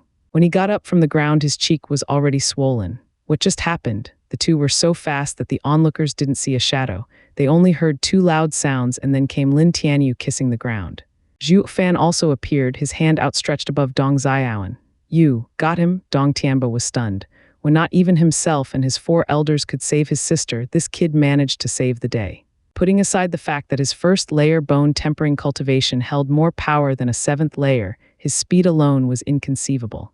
In a casual manner, Zhuo Fan rubbed his presumably sore fist. Something just came towards my fist.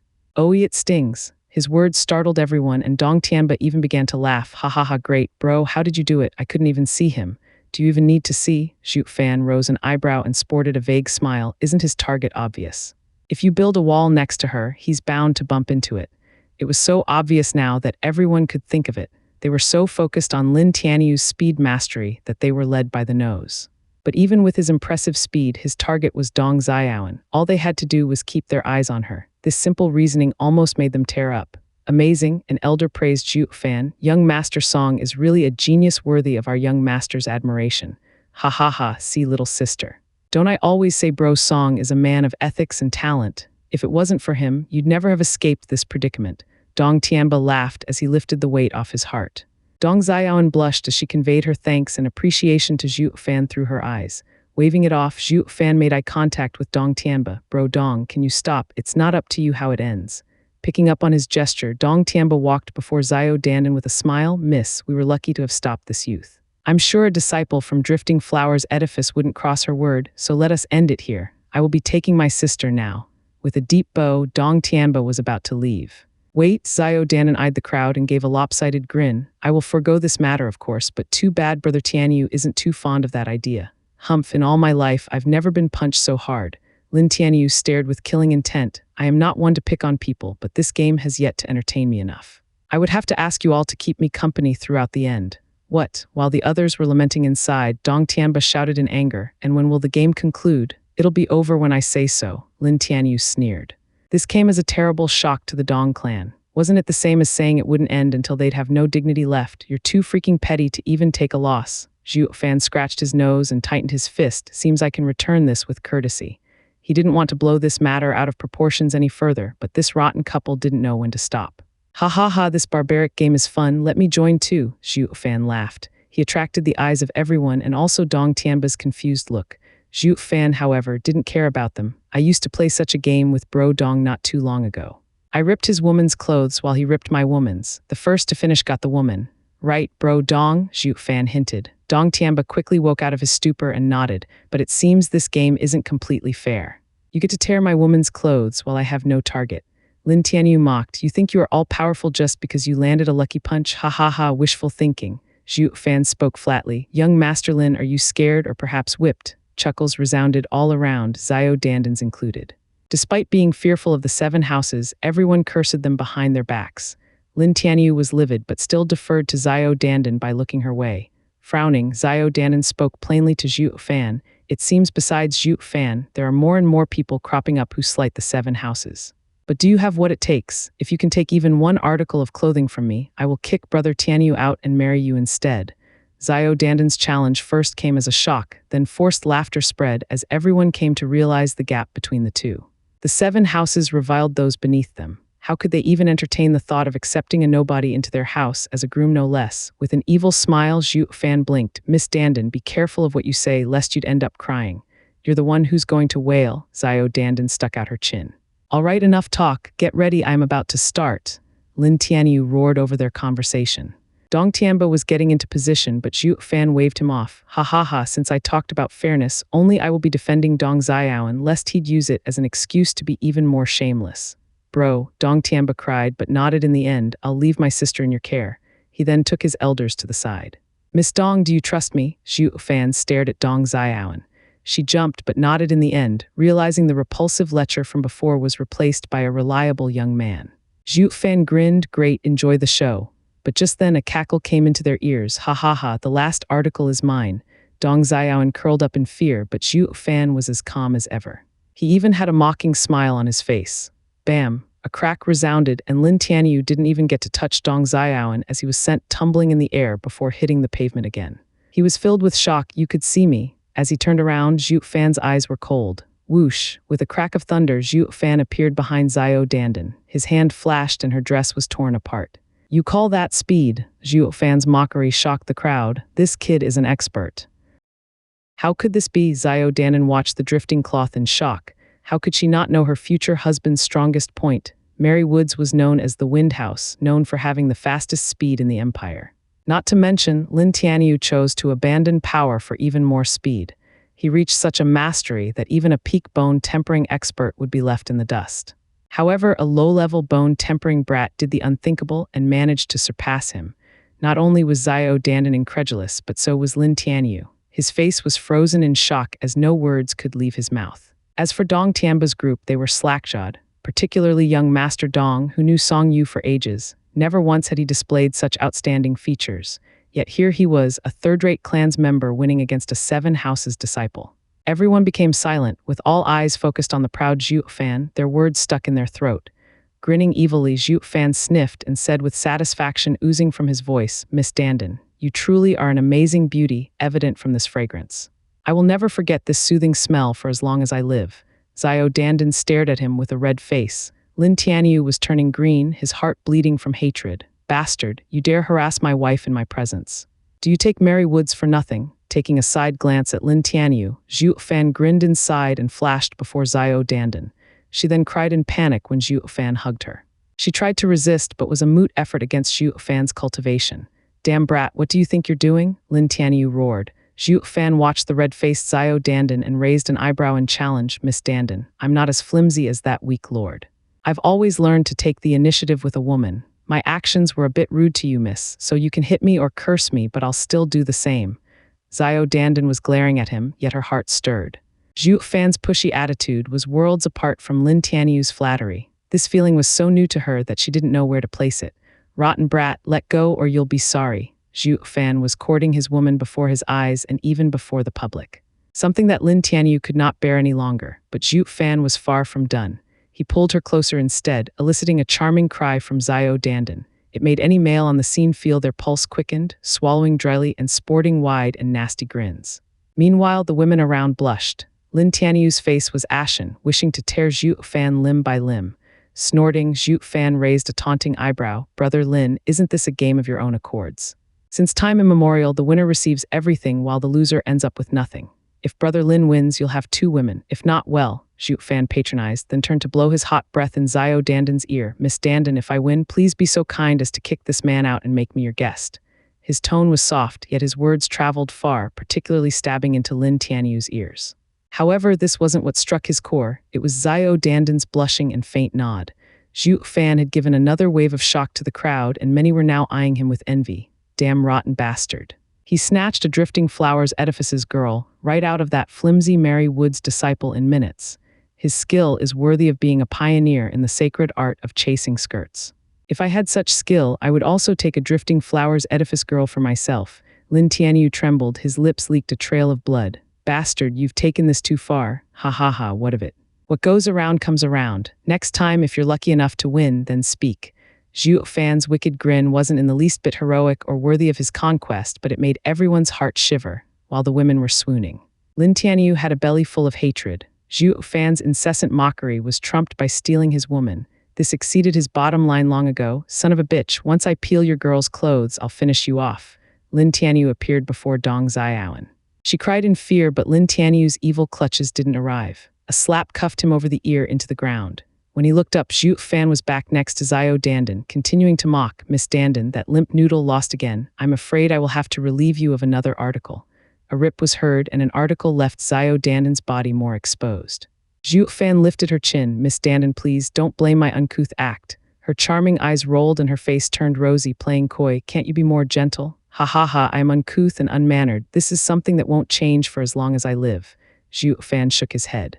Lin Tianyu's eyes were bloodshot and looked as though he was about to spit fire. Rotted bastards, both of you. Lin Tianyu went for Dong Xiaoan again with the same result. Zhuo Fan made sure to even slap him 5 times for good measure, and it resulted in Xiao Dandan's turn to loosen her clothing. Yet the lady hardly cared, making Lin Tianyu's coals of anger burn hotter. With but one flimsy and thin piece left on Miss Xiao Dandan, Zhuo Fan's grin turned maniacal. Brother Lin, final chance. If you fail now, Miss Dandan is mine. Wretched filth, you dare mock the 7 houses? Lin Tianyu spat, the ire in his heart having grown out of his control. Yet oddly enough, he was clear-headed enough to understand Zhuo Fan's speed overwhelmed him, so he chose another angle, using Mary Wood's name. But why would Zhuo Fan care when he even had the nerve to kill Hell Valley's elders? As a result, Lin Tianyu's words only worked to goad Zhuo Fan further, who, under Lin Tianyu's rage-filled eyes, landed a kiss on Xiao Dandan's cheek. Ha ha ha, I'm about to be Drifting Flowers Edifice's son-in-law. Why the hell would I be afraid of your goddamned Mary Woods? Isn't that right, my lady? Xiao Dandan was so far gone, accepting anything he was throwing at her, that she nodded without remorse. Ah, it would seem Lin Tianyu had had enough and charged at the couple. He even went as far as cursing at his revered Xiao Dandan. Bitch, you are both a bunch of dogs. I will send you both to hell. He made a hand sign and a green gale gathered around his legs. The sharp whistling spoke of its deadly power as he kicked at them. He had foregone using his prized speed in favor of stealing victory by force.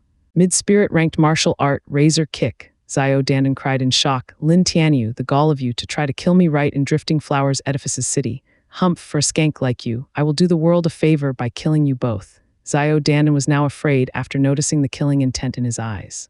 She was only in chi condensation stage, while Zhuo Fan was in his first layer of bone tempering stage.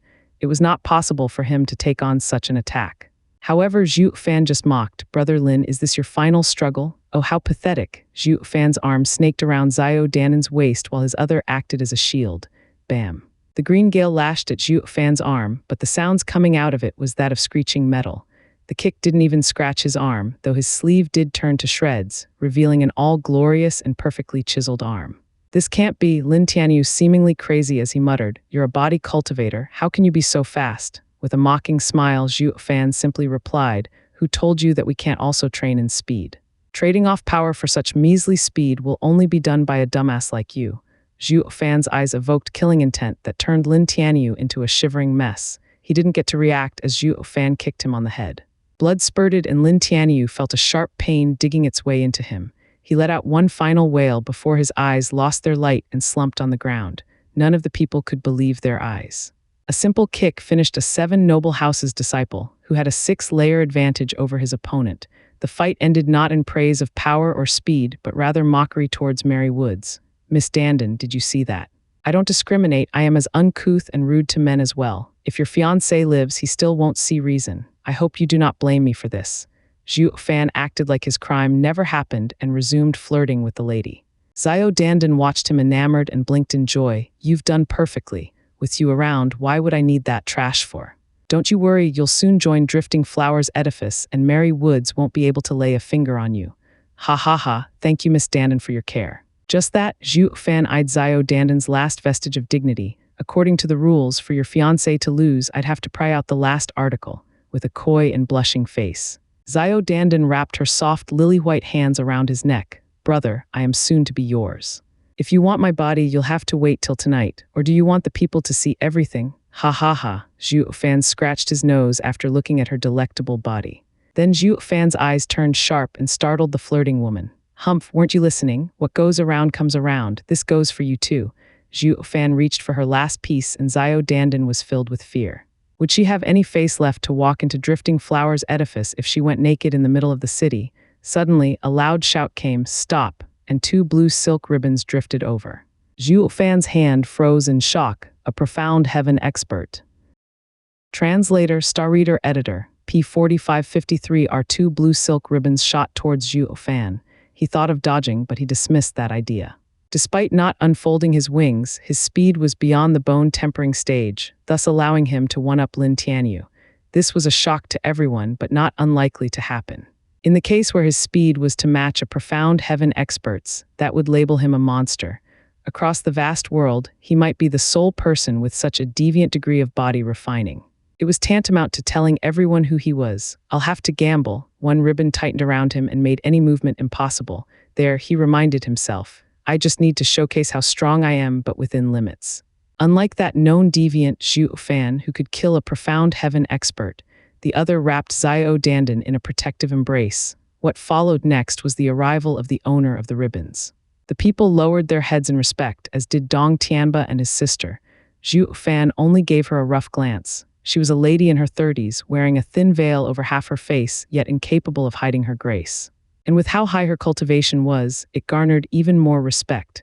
While she walked with light steps, her eyes were solely focused on Zhao Dandan. She extended a dainty finger and tapped Zhao Dandan's forehead.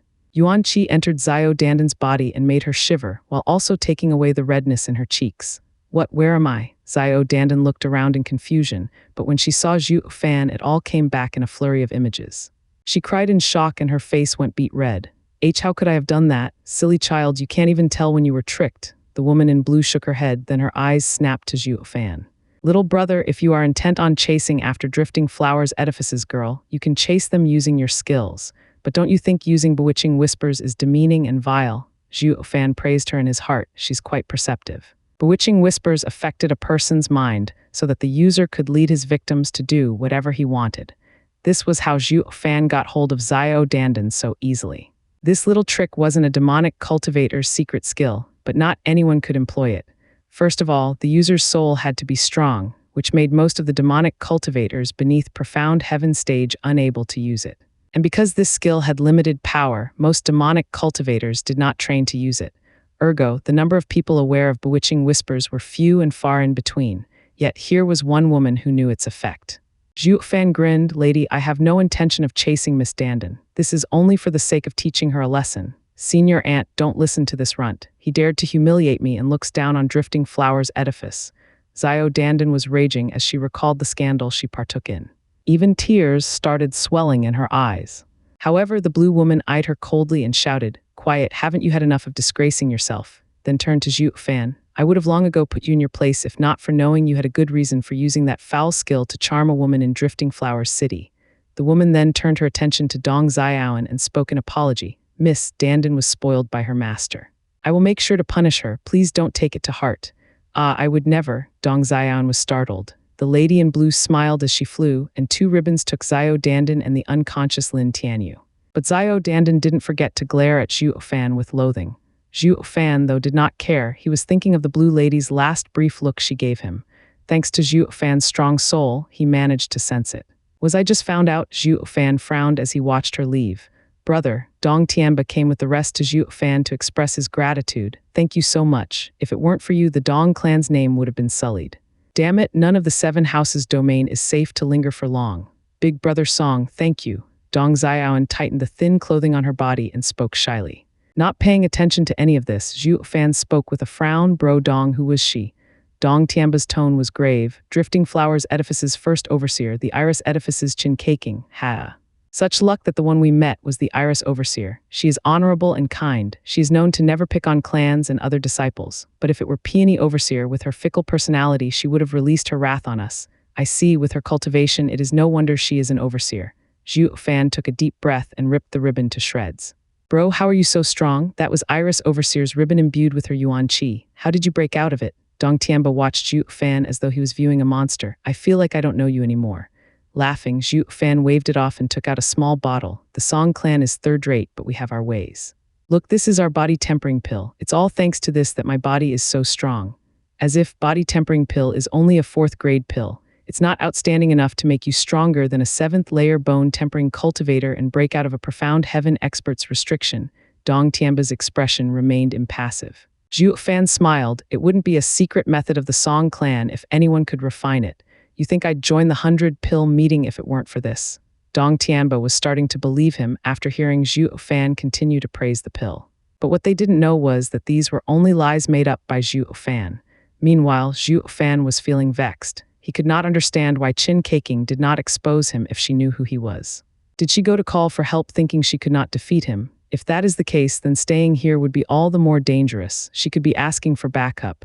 Zhuo Fan said frantically, "Bro Dong, I have some urgent matters to take care of. Let's talk at a later date." "Sigh, I haven't given my proper thanks, how can?" But before he could finish, Zhuo Fan was already meters away waving his hand as he left. Dong Tianba was startled but sighed in the end. "Bro Song truly is husband material. Wanner, you must be regretting your refusal by now." "Brother," Dong Xiaoan rolled her eyes but still peeked at Zhuo Fan with clear and emotion-filled eyes.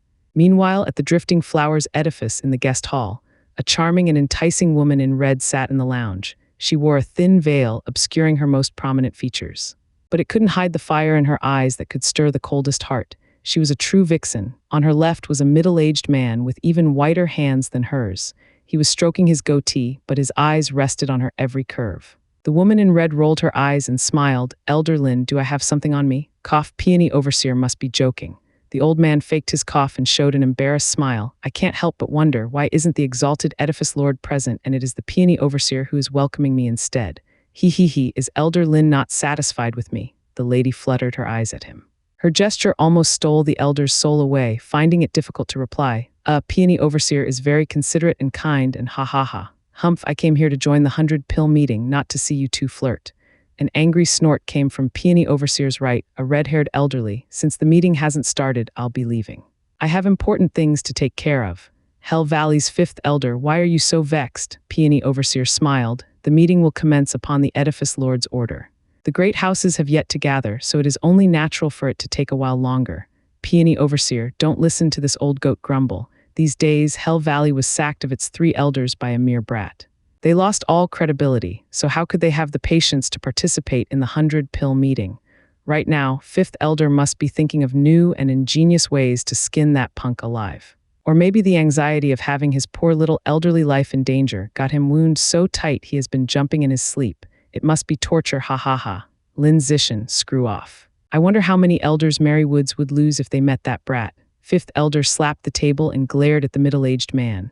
Lin Zixin also stood up and returned a glare without fear. "Wanna fight?" Their power was on full display and sparks could fly at any second. But laughter interrupted their staring contest. "Ha ha ha, how rowdy. If you guys want to fight it off, count me in."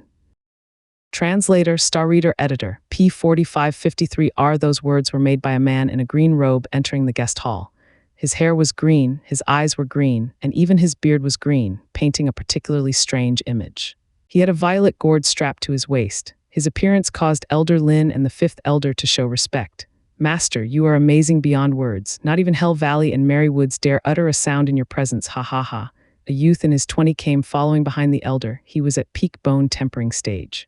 Yet his tone lacked the respect and manner one should have when talking to the three other people present there. The trio's faces turned ashen. Their anger was slowly rising, but they held their tongue. This scene would shock anyone. Three profound heaven experts were mocked by a bone-tempering pup, and they didn't even retort despite the rude tone. Fifth elder, who was known for his quick temper, was also silent. A scene that even his disciples would find it hard to imagine. "Elder Yan, you should mind your disciple. He doesn't seem to have any manners. Is this how a junior speaks to his elders?" Fifth elder said unhappily. Yet the elder in green caressed his beard with a smile. "Hell Valley's fifth elder, why argue with a child? It doesn't befit your status, ha ha ha." "Exactly, you're totally not acting as a senior should. So why should I treat you like one?" The youth's brash voice was tinted with mockery. Fifth elder shivered and his face turned red, itching to pry this fool's head from his body. But he forced his anger down and resumed to clenching his fists. With a crack, a piece of the table was vaporized. Lin Zixin eyed the fifth elder's anger and secretly sighed. He had some reservations when looking at the elder in green as he forced a laughter. "Ha ha ha, I'd never guessed such a small meeting will bring together 4 of the 7 houses. With Elder Yan attending, the meeting will run smoothly." He, Lin Zixin, you don't need to give me lip service. I know none of you see me eye to eye, but who told you to name it as the 100-pill meeting? You think it's worthy of the name 100 Pill if I Vicious Pill King is missing in attendance? The elder in green didn't give Lin Zixin any respect and even mocked him to the point Lin Zixin turned his head away. Peony Overseer was livid, but on top of her anger lied a deep seething hatred. Elder Yan's song, Peony Overseer spat, Drifting Flowers Edifice doesn't seem to have extended Pill King Hall an invitation. So why have you graced us with your uninvited presence? Ha ha ha, Peony Overseer, you're as fiery as ever. With his eyes flashing green, Yan's song snorted, "In the Tianyu Empire, I can go wherever I want with no one daring to oppose me. Now that I'm here in your Drifting Flowers City, are you going to kick me out?" "You." She was poised to attack, but Lin Zixin stopped her. "Peony Overseer, calm yourself." Eyeing Yan's song cautiously, Lin Zixin sighed as he gave her a look. "Before Edifice Lord comes, be careful of devolving the situation." Peony Overseer snorted, turning her body away, easing Lin Zixin's worry. "Ha ha ha, Peony Overseer is like a lass, so spiteful. So it is a wonder to me how you still became an overseer. Master, you were right. A bunch of broads can never accomplish anything. Drifting Flowers Edifice is the worst of the 7 houses by far." The youth ridiculed. The eyes of the 3 turned sharply. Vicious Pill King is too arrogant and his disciple belittles anyone he sees. Their friendly conversation was interrupted when a sound came from outside the door. "Little brother, Drifting Flowers Edifice may have only women, but it has stood strong in Tianyu Empire for a millennia. It has its own principles. It is not something anyone can criticize." A beauty in blue floated in, the Iris Overseer, chin caking. "Senior sister, you're back," Peony Overseer cried, regaining her confidence. "Where did you go? We have someone barging uninvited and I am powerless to stop them."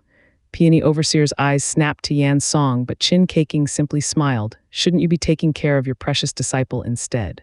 I once told you to raise your disciple better, not to disgrace Drifting Flowers Edifice's reputation." "Who did she offend?" Shaking her head, chin caking simply clapped. 2 female disciples brought Zio Dandan, who was still wrapped in the blue ribbon. With her curves full on display, she earned the youth's fiery gaze. Then 2 more disciples brought an unconscious Lin Tianyu. Lin Zixin jumped next to him, then his look was filled with murderous desire. "Who hurt him?" The youth cut her off before she could reply. "Master, is that kid's injury grave?" He, that's putting it mildly. If not dead then a cripple, the culprit sure had no restraint. Yan's song enjoyed others' misfortune. The youth laughed in ridicule. "Mary Wood's disciple can't even take a hit. And his master is no different either." Lin Zixin gnashed his teeth, glaring at the youth. Chin caking smiled. "Little brother is wrong. The one he met was an even younger man whose strength is above all the 7 houses' genius disciples. Little brother is Elder Yan's disciple, but even you will meet the same fate." The youth frowned, filled with rebuke. Chin Caking secretly smiled. Senior sister, why didn't you bring him? Is he stronger than you? Peony Overseer jerked. Shaking her head, Chin Caking said, perhaps not, but you know how I am, staying outside others' affairs. If someone messed with my disciple, I'll intervene, but Chin Caking sighed as she looked at Zio Dandan. Dandan, you explain. And be honest, I already know everything that transpired. Yes, senior aunt, Zio Dandan sobbed a nod, then retold the events. The people their side at the conclusion. Not for the humiliated Dong clan though, since none of the 7 houses gave a damn about these people. They were considered slaves in their eyes, and their disciples were of the same mind. Some might be even more ruthless than Zio Dandan. It was only thanks to the Drifting Flowers edifice's restrictions on their disciples that made them far more restrained. What was on everyone's mind was Zhuo Fan's conduct.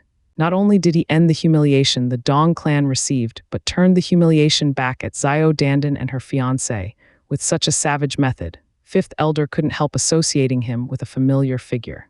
Didn't his actions resemble that of Zhuo Fan who killed the 7th Elder? He stroked his beard as he stated, "Ha ha ha, what is wrong with the Tianyu Empire?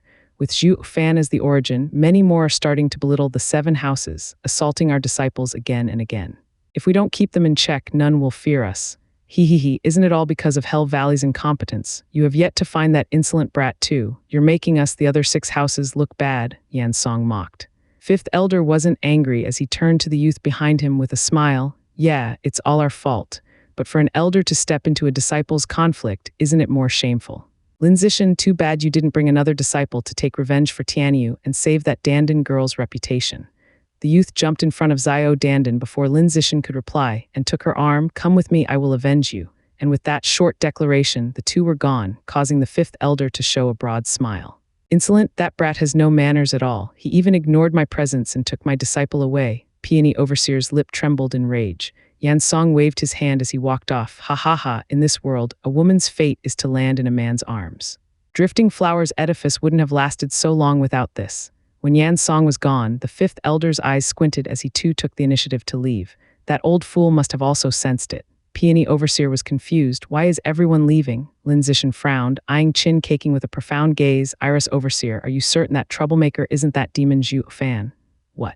He's Zhuo Fan?" Peony Overseer jerked. Chin Caking's eyes showed a peculiar light. "I am unclear. The kid is outstanding, but not enough to kill profound heaven experts. Maybe he is faking it." Lin Zishan then laughed. "I see now why even Vicious Pill King is impatient to watch the fight. If he really is Zhuo Fan, his disciple is as good as dead. At that time, Yan Song will make a move." However, his lips traced a cryptic curve. Chin Caking finished. "It is unclear if Zhuo Fan can kill a man viler than even you, Giki. After all, he is called the Vicious Pill King for a reason." Lin Zishan nodded with a mutter. "I just hope he is Zhuo Fan." Under the faint rays of dusk, Zhuo Fan was venturing alone through the city. He seemed to be at ease, but his mind was hard at work. He was spreading his soul to his surroundings for detection purposes. Yet after such a long time, no expert appeared in sight. "Maybe I'm reading too much into this. Maybe my cover isn't blown," Zhuo Fan whispered. As he strolled around, he ended up around a street with rundown buildings. This place housed people like Zhuo Fan, those from third-rate clans. "Hey, this is my area, take your things out of here. Cut the crap, I came first. What's yours? Get lost. Kid, you dare talk back to this young master. Do you know who I am? Humph, why would anyone care? If you think you're so great, then how did you end up here?" These events played out everywhere, the third-rate clans claiming a new dwelling as theirs. This was a place where the weak were despised. Yet, ironically, even these weaklings who were discarded in this dump fought among each other. Humph, what a pathetic bunch. This is why third-rate clans can't amount to anything and deserves to be in the slums. Zhuo Fan spoke in a harsh voice, no longer paying them any heed. He walked further in and found the shabby buildings on both sides have already been taken. Everyone eyed him with open hostility, afraid he'd want to fight them over their lodgings. This seemed like a common occurrence here. Zhuo Fan scoffed. His every action was only to further his own goals. Fighting over a house disgraceful to him. Unfortunately, he found no place vacant as he wandered around. "Do I need to fight for a bed? It is much better to take the sky as my roof." Zhuo Fan suddenly halted. His eyes watched the house before him with skepticism, then he looked at the people around oddly. At the end of this row of shabby houses, there was one building that looked to be in better shape, yet no one lived in it. With how rowdy the crowd was before, now there was no sign of anyone around. Frowning, he turned to the people fighting in doubt. "Why are you foolishly fighting? Can't you see that empty house? Humph, you're the fool. If you want to die, go right ahead." Someone was quick to snap in derision. Zhuo Fan was baffled, but one man was kind enough to advise, "Brother, you can stay at my house if you'd like. I will make room for you, but you mustn't step foot in that one." "Why?" Sighing, the man explained, "You are new here, so you don't know. The owner is a scourge woman, her body riddled with disease. Many have disregarded this warning and chose to live there. Even though they stayed far away from her, in the back of the house, they all died 3 days later. Yeah, not even beggars would stay there. And because of lack of space in the Drifting Flowers city as the 100-pill meeting approaches, we were sent to this dump. Goddammit, isn't Drifting Flowers edifice the ruler here? Why don't they just take out this scourged woman once and for all?" Zhuo Fan snorted inside. If that woman was disease-ridden, he had to see it firsthand for himself. "You all are standing outside yapping on and on. None of you dare to take action and still want to send someone else in to kill her." It was obvious who were the true scourges. Ignoring the senseless chatter, Zhuo Fan was walking straight to it under everyone's gaze. "Brother, do you have a death wish? My life is boundless," Zhuo Fan waved him off. Whether plagued or poisoned, while other people heated in anxiety, he was worryless. Demon transformation art could absorb anything in this world, even this disease. The closer he got to this plagued district, the colder it became. This made Zhuo Fan frown. He found no plague here, but abnormal changes that could only come about from an array. "Who's there?" Zhuo Fan followed the shout to see a girl before a broken-down house in rough linen staring at him. The girl may be dressed in coarse linen, hiding her form and face, but her pure eyes caught Zhuo Fan off guard. He swore he never saw such mesmerizing eyes in his life. "What beautiful eyes," Zhuo Fan admired. The girl's cheeks turned a tint rosier. Her eyes lowered a bit but still had the same coldness. "Who are you? Who told you can come in?" I am Nitrain City's Song Yu, arriving here for the 100-pill meeting. Because of my third-rate clan status, I can only stay here." Zhuo Fan cupped his hands, smiling like a gentleman. The girl frowned, her tone harsh. "Then stay in another house. Aren't you afraid of death by coming here?" "I believe death is unimportant. I saw how selfish and despicable the people here are acting and couldn't recognize such men as my neighbors. I would rather choose death in this peaceful place." "Stop lying. Think I'd believe your sophistry," she huffed. Helpless, Zhuo Fan made a heartbroken face. "Lady, I'll be honest. All the people before are stronger than me and I can't beat them. If you throw me out, I will die at their hands." To such a sound argument, the lady nodded, believing it somewhat. But Zhuo Fan switched tones way too fast, which caught her off guard and caused her to be suspicious. Her tone grew colder as she asked, "You're afraid of being beaten to death, but not afraid of me. Do you know who I am?" "I do, of course I do." Zhuo Fan bobbed his head. "I heard them say there is a scourge woman here, that must mean you. But I would rather get diseased than die beaten. As they say, a flower should be allowed to roam free." "Quiet, don't try to play smart with me," the lady snapped, her eyes darting around in thought. She pointed her white finger to a broken house. "Sleep there, but you are to never wander outside at night or you will die." "Yes, lady, I promise." Zhuo Fan nodded, and when he looked up, she was gone. He narrowed his eyes, and his revering gaze now turned to one of coldness. I couldn't see through her cultivation. Did she reach the radiant stage? Or maybe she's a common person. But how can a common person hold such a tone before a bone-tempering expert? Humph, how amusing. Zhuo Fan's mouth perked up into a grin and entered his house. "You must be up to something since you forbid me from going out at night." "Then I will do just that and find out what you're hiding." Zhuo Fan went to meditate. Time trickled by and the night cast a cloak of darkness over the slums. A sudden ripple came from the slums, followed by a sharp decrease in temperature. Zhuo Fan shivered and muttered, "I was right, it is an array." His hand flashed and revealed a small bottle. It contained the same pill he used in All Beast Mountain Range, an energy-concealing pill. Whoosh. Zhuo Fan flicked it into the air, and a flash of red came from his body and swallowed it. The ethereal blood infant made Zhuo Fan give off a wicked smile. Not even a radiant stage could find it now that it ate that pill. Go, blood infant went through the walls and flew deeper into the slums, reaching the furthest area. That place was in ruins, ruins that formed an odd array. The lady sat upright in its center, deep in meditation. The bright moonlight, with its extreme coldness, entered inside the array, then her body, while the rest chilled the slums. With each ray of power from the moonlight she absorbed, her body grew a sheen layer of ice. Then a green flash from her forehead pierced through the ice and slowly faded away. Each time that happened, the lady's eyelids trembled, as if in great pain. Third-grade array, a moon array. Zhuo Fan sighed and withdrew the blood infant.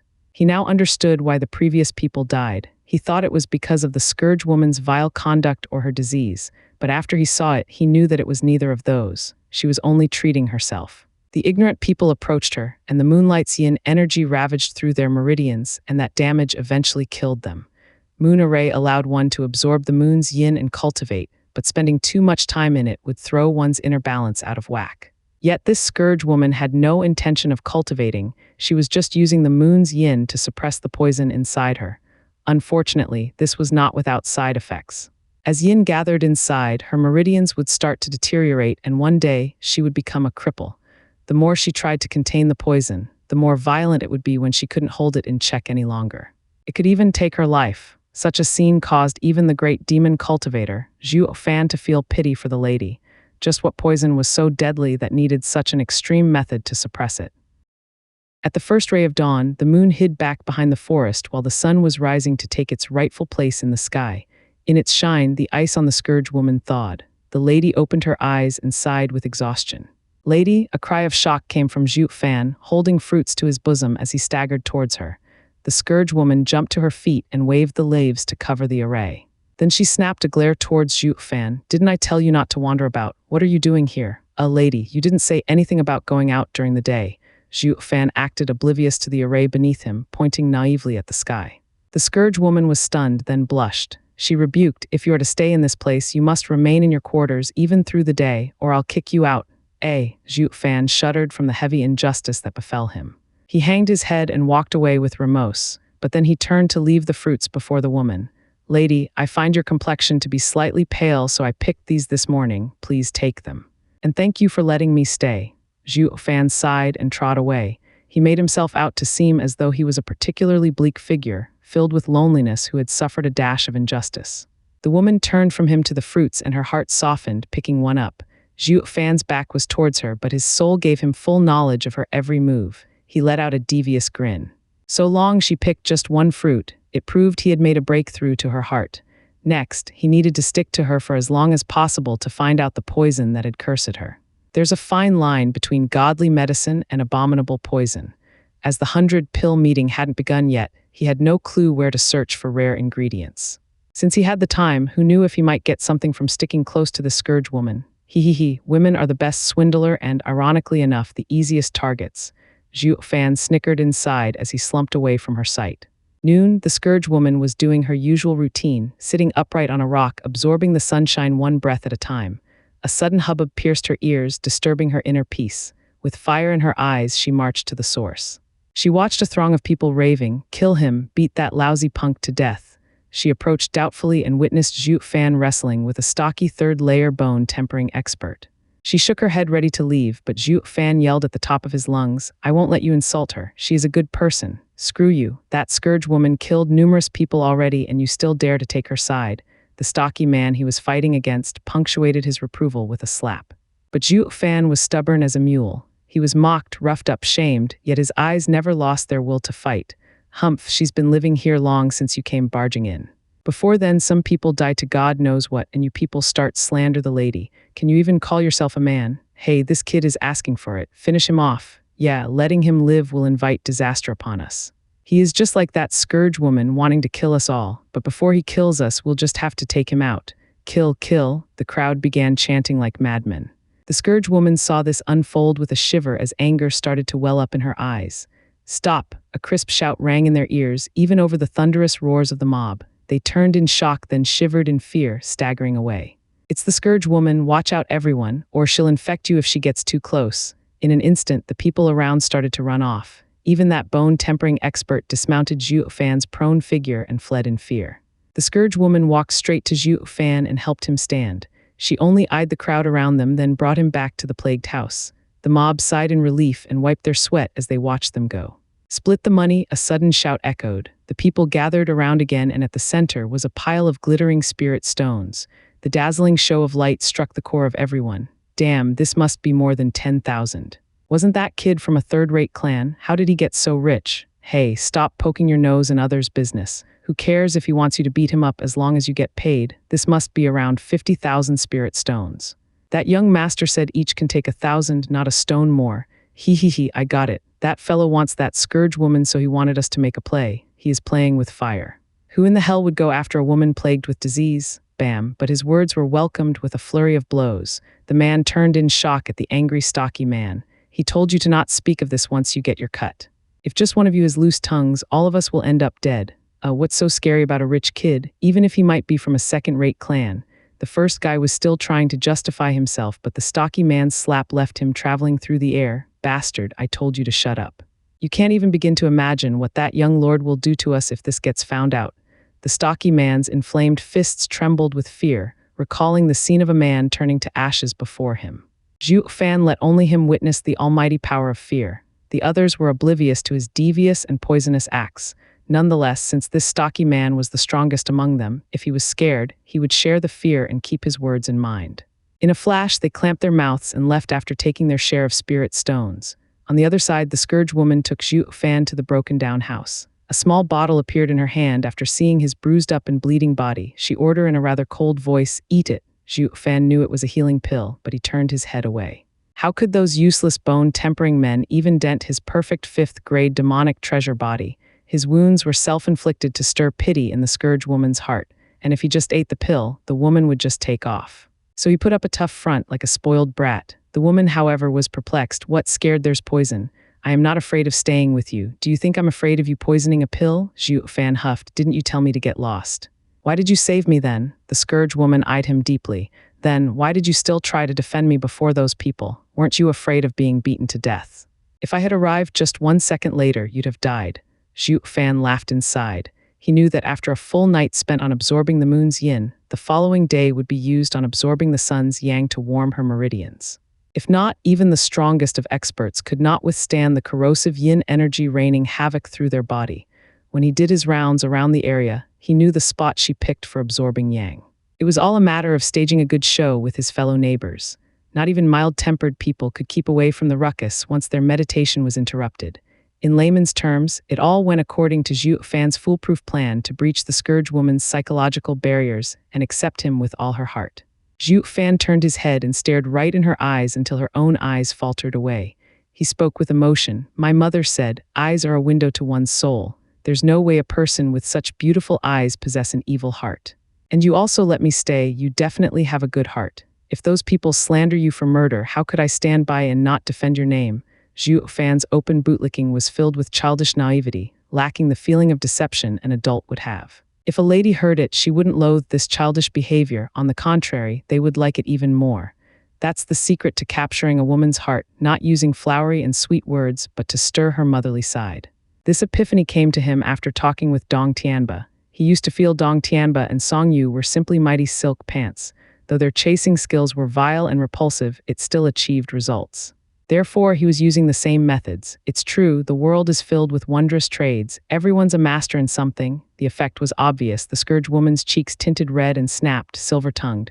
But the eyes, though, now showed acceptance. "Thanks, Brother Dong. Thank you for teaching me the way of chasing." Zhuo Fan secretly sighed, but his face was still etched with that childlike innocence as he laughed. "Sister, I know you for so long, yet I haven't caught your name. How is that long?"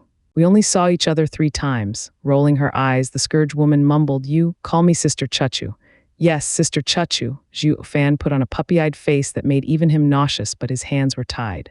"Women ate them like candy. Now take the pill." Chuchu extended the bottle, but Zhuo Fan smiled and opened his mouth. "Sister Chuchu, feed me." Sighing, Chuchu shook her head helpless, glared, but she still extended him a pill with her dainty hand.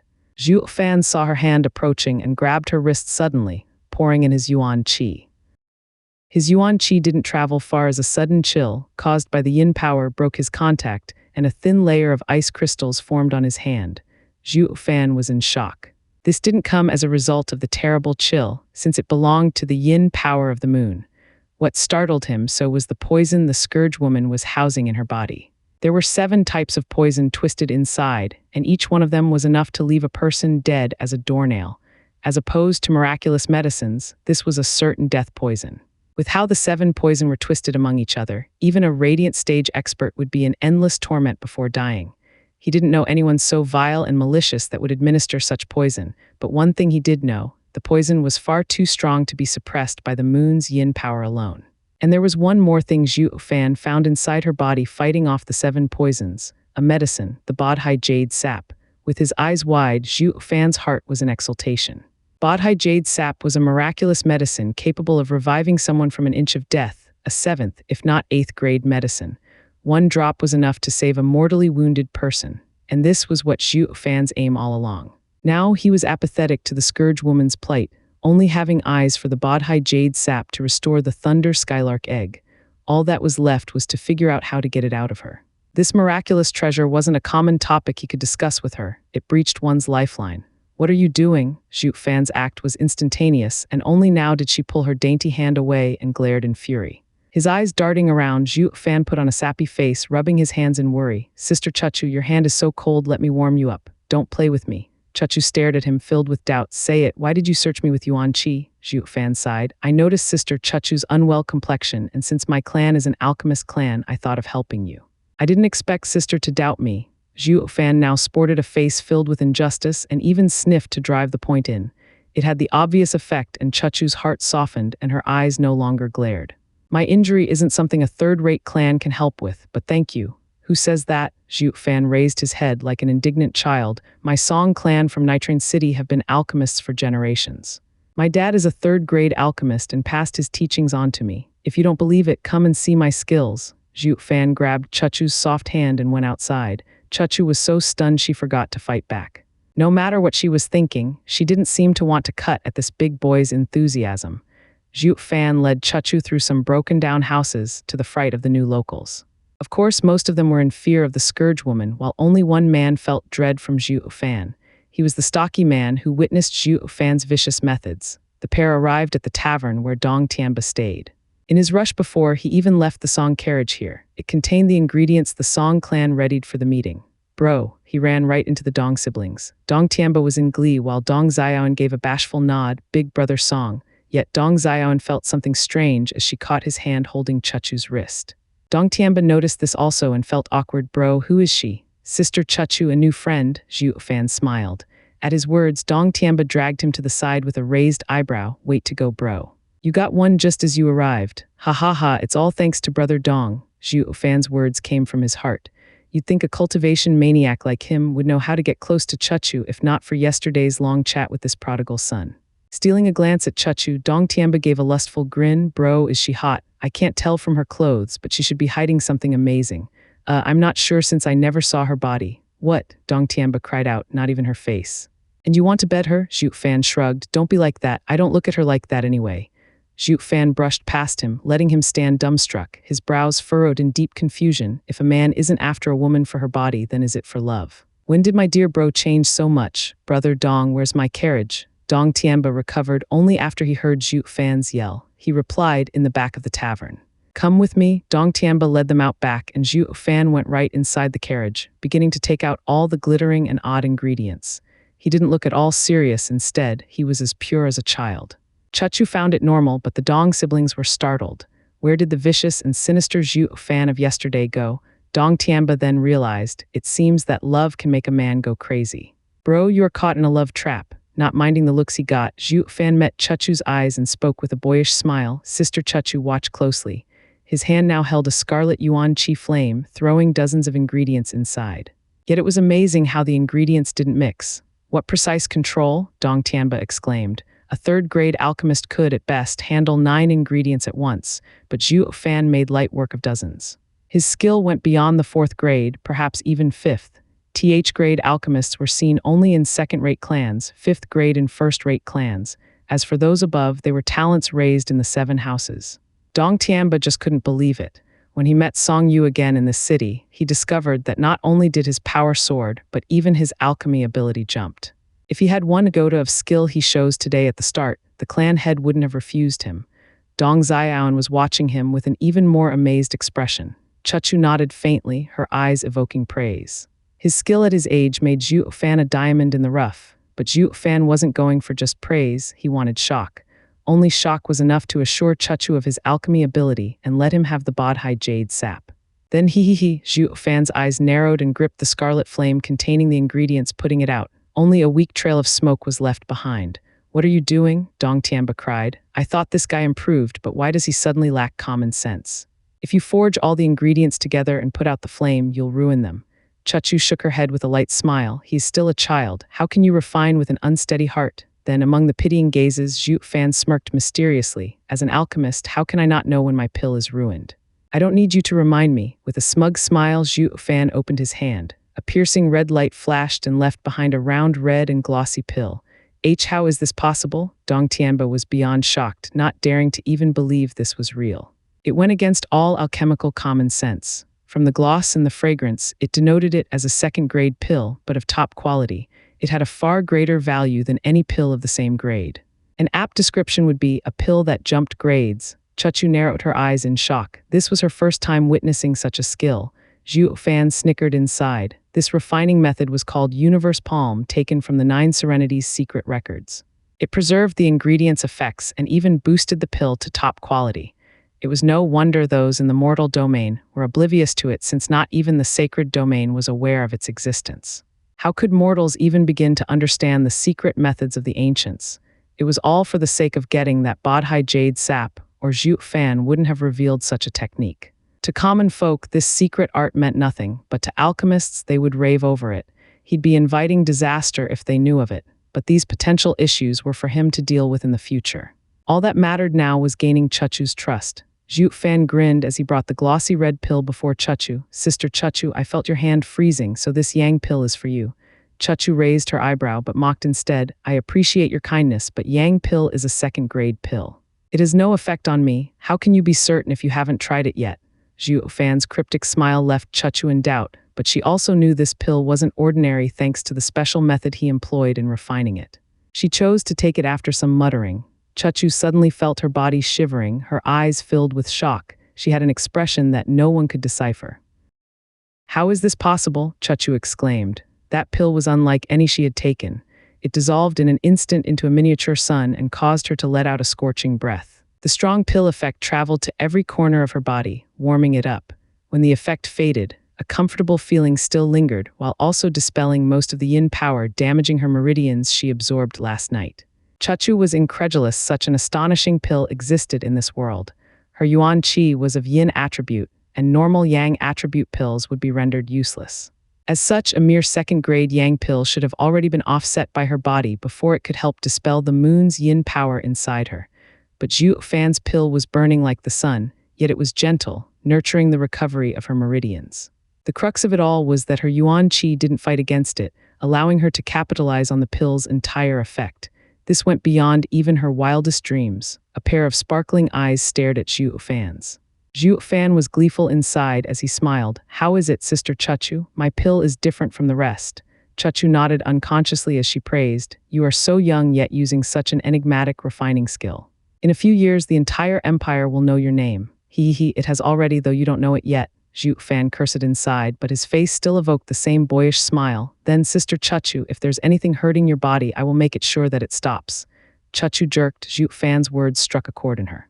She knew her own body all too well and needed a great alchemist to remove the poison.